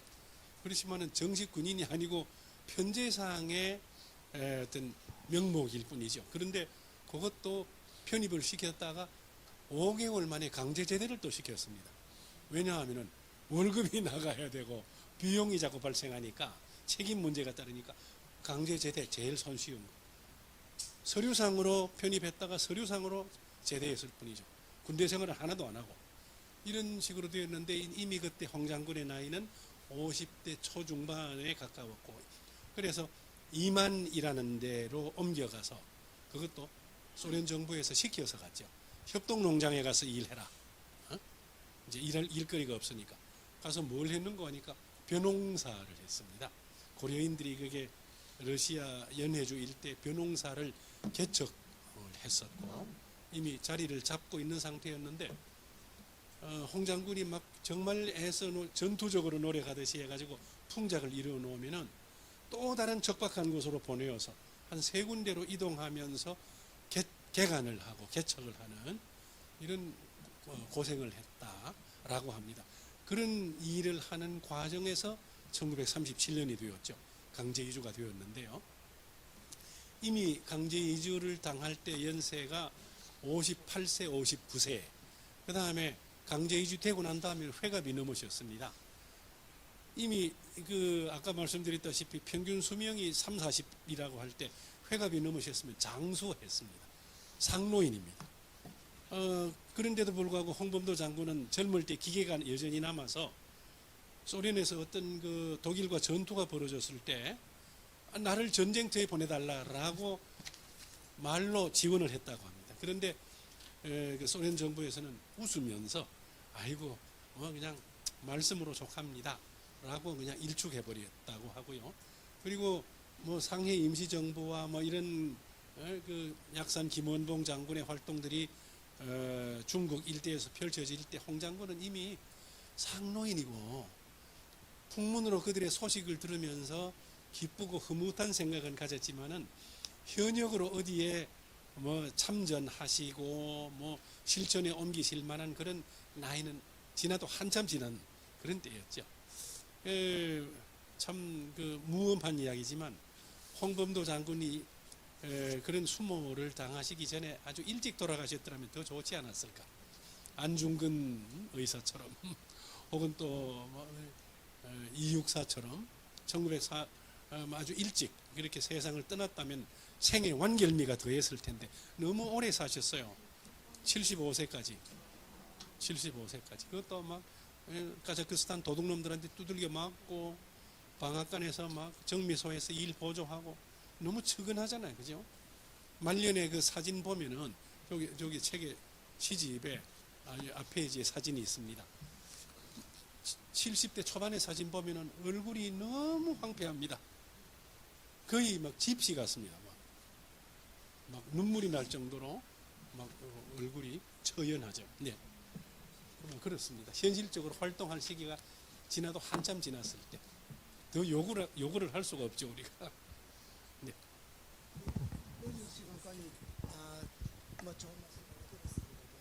마이크 쓰시죠. 저는 좀 다른 시선에서 네. 세 분이 역사적인데 굉장히 천착해서 질문을 하셔서 저는 선생님께서 시인이시고 하니까 시어가 가지고 있는 뭐 메타포가 또 있지 않겠습니까? 그래서 요즘 그 언론을 통해서 선생님을 보고 있으면은 이 홍범도 장군처럼 투사가 된 것 아닌가 이런 생각을 하면서 이런 역사적 가슴도 중요하지만은 그 시어들이 갖고 있는 안에 있는 이야기로서 좀 더 많은 감동을 전달해 주게 되면 좀 더 오랫동안 좋은 말씀. 우리들에게 남아있지 않을까 감사합니다. 뭐 그런 생각을 하면서 예. 오늘 그 강연을 들었습니다. 네. 제가 그러면 신앙송을 하면서 마칠게요. 홍범도 장군의 절규 이동순. 그토록 오매불망 나 돌아가리라 했건만 막상 와본 한국은 내가 그리던 조국이 아니었네. 그래도 마음 붙이고 내 고향 땅이라 여겼건만 날마다 나를 비웃고 욕하는 곳 이곳은 아닐세 전혀 아닐세. 왜 나를 친일 매국놈이 되묻었는가. 그놈은 내 무덤 위에서 종일 나를 비웃고 손가락질하네. 어찌 국립묘지에 그런 놈들이 있는가. 그래도 그냥 마음 붙이고 하루하루 견디며 지내려 했건만 오늘은 뜬금없이 내 흉상을 둘러파서 옮긴다고 저 야단일세. 야 이놈들아, 내가 언제 내 흉상 세워달라 했었나. 왜 너희들 마음대로 세워놓고 그걸 또 철거한다고 이 난리인가. 내가 오지 말았어야 할 곳을 왔네. 나 지금 당장 보내주게. 원래 묻혔던 곳으로 돌려보내주게. 나 어서 돌아가고 싶네. 그것도 연해주에 머물다가 함부로 강제 이주되어 끌려와 살던 남의 나라 낯선 곳이지만 나 거기로 돌아가려네. 이런 수모와 멸시당하면서 나 더 이상 여기 있고 싶지 않네. 그토록 그리던 내 조국 강토가 언제부터 이토록 외놈의 땅이 되었나. 해방조국은 허울 뿐 어딜 가나 외놈들로 넘쳐나네. 언제나 일본의 비위를 맞추는 나라. 나 더 이상 견딜 수 없네. 내 흉상을 창고에 가두지 말고 내 뼈를 다시 중앙아시아 카자흐스탄 크슬로르다로 보내주게. 나 기다리는 고려인들께 가려네.